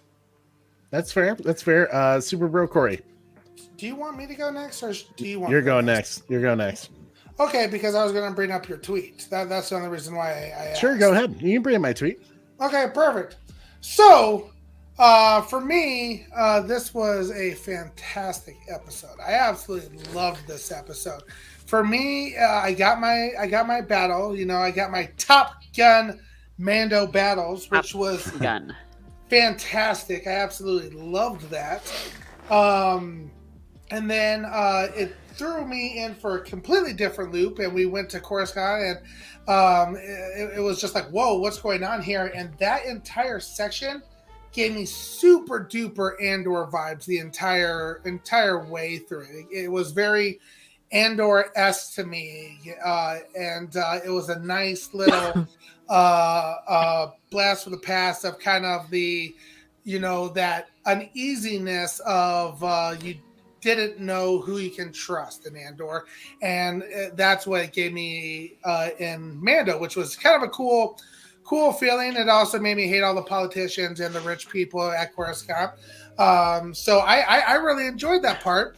And then, which is what Trey was kind of mentioning, this was a kind of cool combination in this tweet of Mandalorian and some vibes from Andor. And then going back to Mando, you know, ending at the end, you know, Bo-Katan becoming a Mandalorian again, yeah, Children of the Watch. You know, that was really cool to see as well. I was wondering if she would be considered one as well if she didn't take off her helmet, and she didn't. So it was for me, it was a fun episode. It was fun to see all the way around. I'm not sure how this episode gets much better personally. I don't know what I would have done to improve on it. So I'm going to give this probably a really higher score than, you know, even maybe the chat. Some I was thinking like a 9.7. Damn. Oh, you're saying a masterpiece. Oh yeah. Like I said, I enjoyed this episode. It was Top Gun Maverick, Top Gun Mando in the beginning.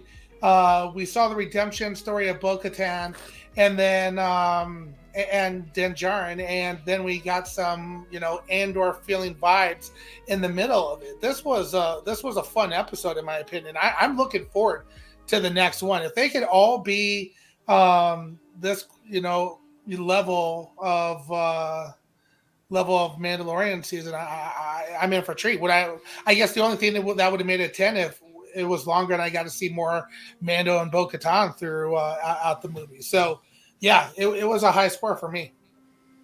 Wow. I'm actually and you know what? Maybe because Grogu wasn't in it that much. That could be a little bit of it too. So Corey's not a baby Grogu fan, which is fine. No, that's the Disney aspect for me. And we all used to say it was the drones. Now it's baby Grogu. For me, yeah, I personally love this episode. I tweeted out saying that it capitalized on what made Andor special, but it didn't spend 3 episodes showing Surreal Karn, you know, doing the day-to-day life of the, you know, Empire. So I was worried about it. I was like, oh my God, here we go again. Like, we're going to get Surreal Karn out of this dude. And we didn't get that. We actually got a great, you know, a beginning, middle, and end with his story arc in this episode.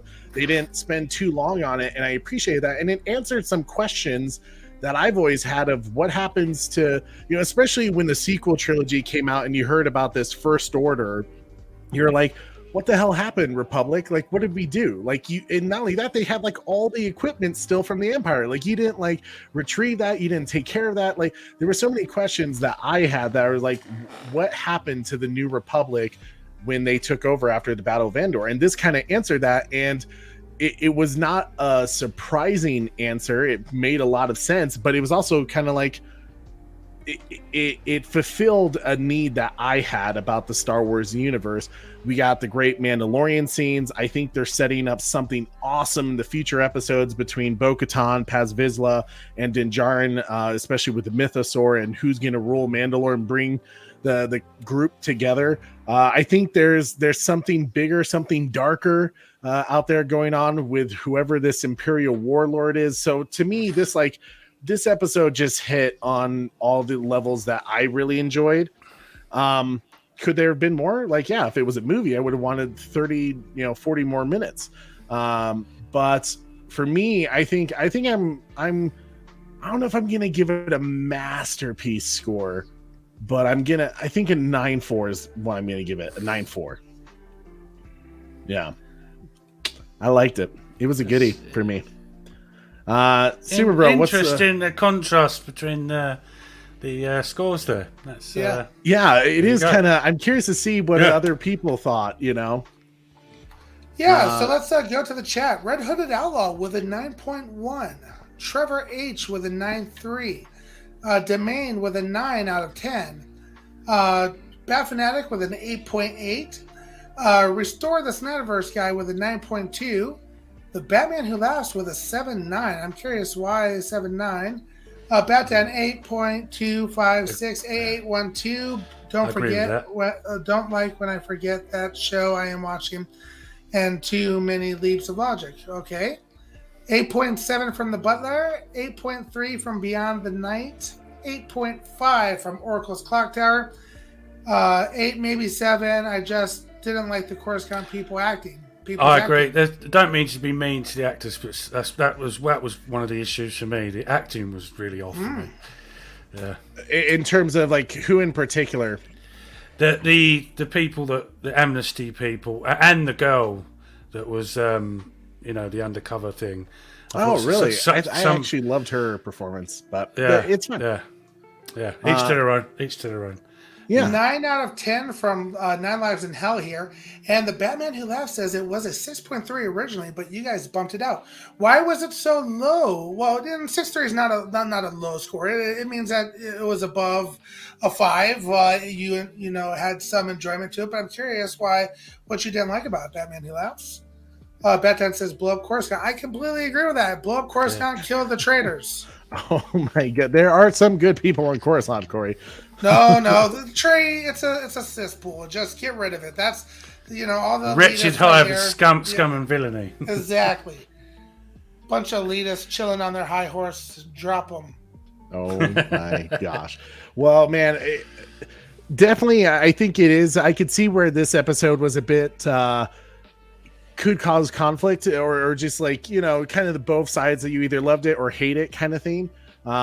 Especially if you weren't a fan of shows like Andor, this show kind of brought in that piece of it, but I felt like it did a really good job trying to stay in Star Wars. And I think that was partly because the Mandalorian, you see it Coruscant, which is very much, Star Wars and just kind of that society of it. But all in all, by the way, Batman also just said you got to sacrifice a few good apples for the greater good.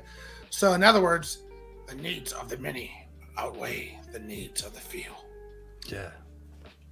Did you just do a Star Trek on a Star Wars stream, Corey? You're going to get us canceled by Star Wars fans. You know how they get. The Batman Who says, I didn't like Andor and the extreme politics. Okay, that's where I say, like, Andor, if you didn't like Andor because it dealt with that complexity of rebels, then that it makes complete sense, and that's completely fine. But I'm glad to know we improved your score a little bit. It seemed a 6 is not bad either. No, 6 is not bad. But otherwise, I think a great episode, and I'm excited to see next episode is halfway point, for Mandalorian. We're almost done with season 3, which is insane. I wish it wasn't close to being over. So we'll have to set up our Star Wars Battlefront show soon. But as always, guys, we like to thank everyone on the panel hanging out with us and giving us their thoughts and find out what's going on their channel. The Savage Bat, my man, what do you got coming up on your show? Got me and Zodwriter, our Bat and Kryptonian show tomorrow, midnight UK time, same as usual. So it's kind of in the 5-ish afternoon in America. And we'll be doing a Snyderverse catch-up with all the mess of the new DCU and James Gunn's, the Ben Affleck stuff with James Gunn. It's absolutely hilarious. So we'll be talking a lot about that. And just lots and lots of Snyderverse stuff. And got some guests coming on hopefully as well if we can get the times worked out. But that's what we've got going on. That's once a fortnight from now on. And obviously, I'll be back to be a part of Delta Squad as well. Hey, I freaking love it. I love it. So, guys, make sure you guys subscribe to the Savage Bat if you haven't already. And check out his stream tomorrow with his Oddwriter, who's killing it over on his channel as well, doing some great streams with Mikey Sutton. And I highly recommend you definitely check those out because the Sunday streams are always fun, man. Always something crazy going on in the DC universe, and probably will be for the next decade.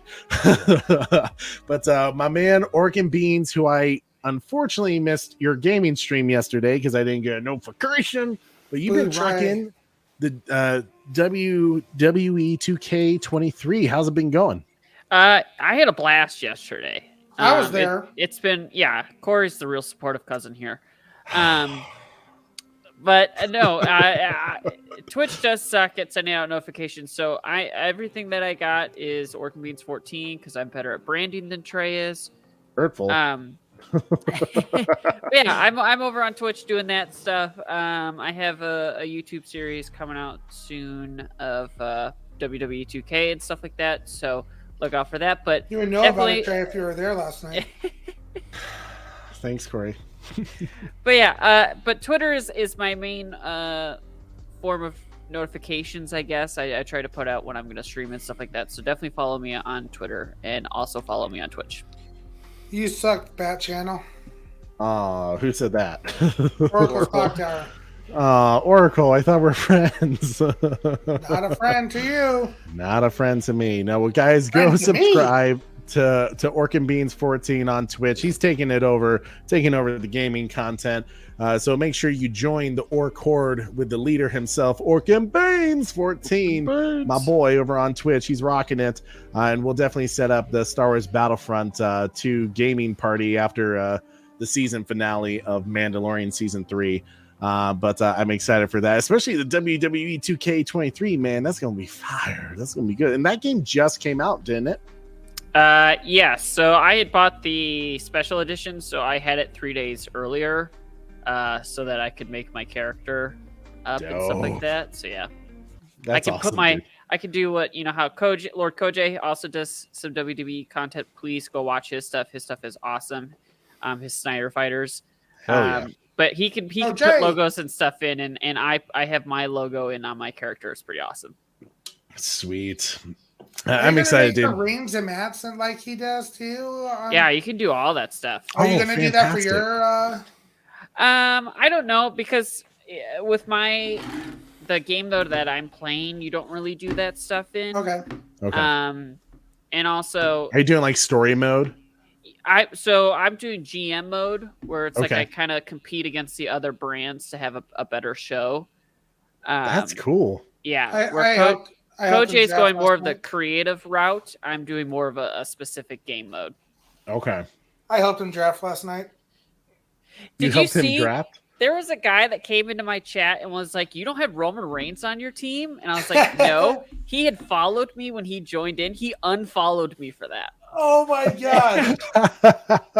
Hey man, Roman Reigns, we get it. You love him or hate him, but as a Goldberg fan, I have to hate him. My first pick was Ronda Rousey, so. Rousey.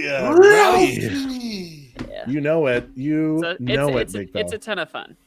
Well, that's exciting stuff. I see your cat is ready to go. She's just like, "Let's go, Dad." Gus will not leave me alone. He's my gaming buddy. He likes to hang out and like lay on the desk with me. That's cute. But I think I hear the music playing. What's that? I think I hear some music playing. Do we have music playing, Corey? Yeah. Oh, do you? Oh, Yeah, I yeah. think we do. It's all right. It's think we do. creeping up on Like- me now. Okay. Well, guys, that's Corey's way of telling me, Trey, it's time to go. Go campaign on Twitter for the hashtag sell Snyderverse to Netflix event. And hashtag sell ZSJL to Netflix. DC fans, you know what we talking about. We raising money for the American Foundation for Suicide Prevention because the DC fans, we want something to be excited for, and this is certainly that. But guys, I just want to say for my replay crew, you guys are just as important as the people on the chat right now. Make sure you like, share, subscribe, and hit that notification bell so you never miss an episode. Subscribe to all my people on the Delta Squad stream with Orc and Beans 14 on Twitch and the Savage Bat over on YouTube. He's having a show tomorrow. Guys, thank you so much for joining us today for Delta Squad Season 3, Episode 3, Chapter 19 of The Mandalorian. I am your host, Trey, of the Bat Channel with a Super Bro Corey. And don't forget to tune in weekly. Same bat time. Same Bat Channel. Same bat time. I missed that. Same Bat Channel. Same bat time. Same Bat Channel. See you later, guys. Peace out, everybody.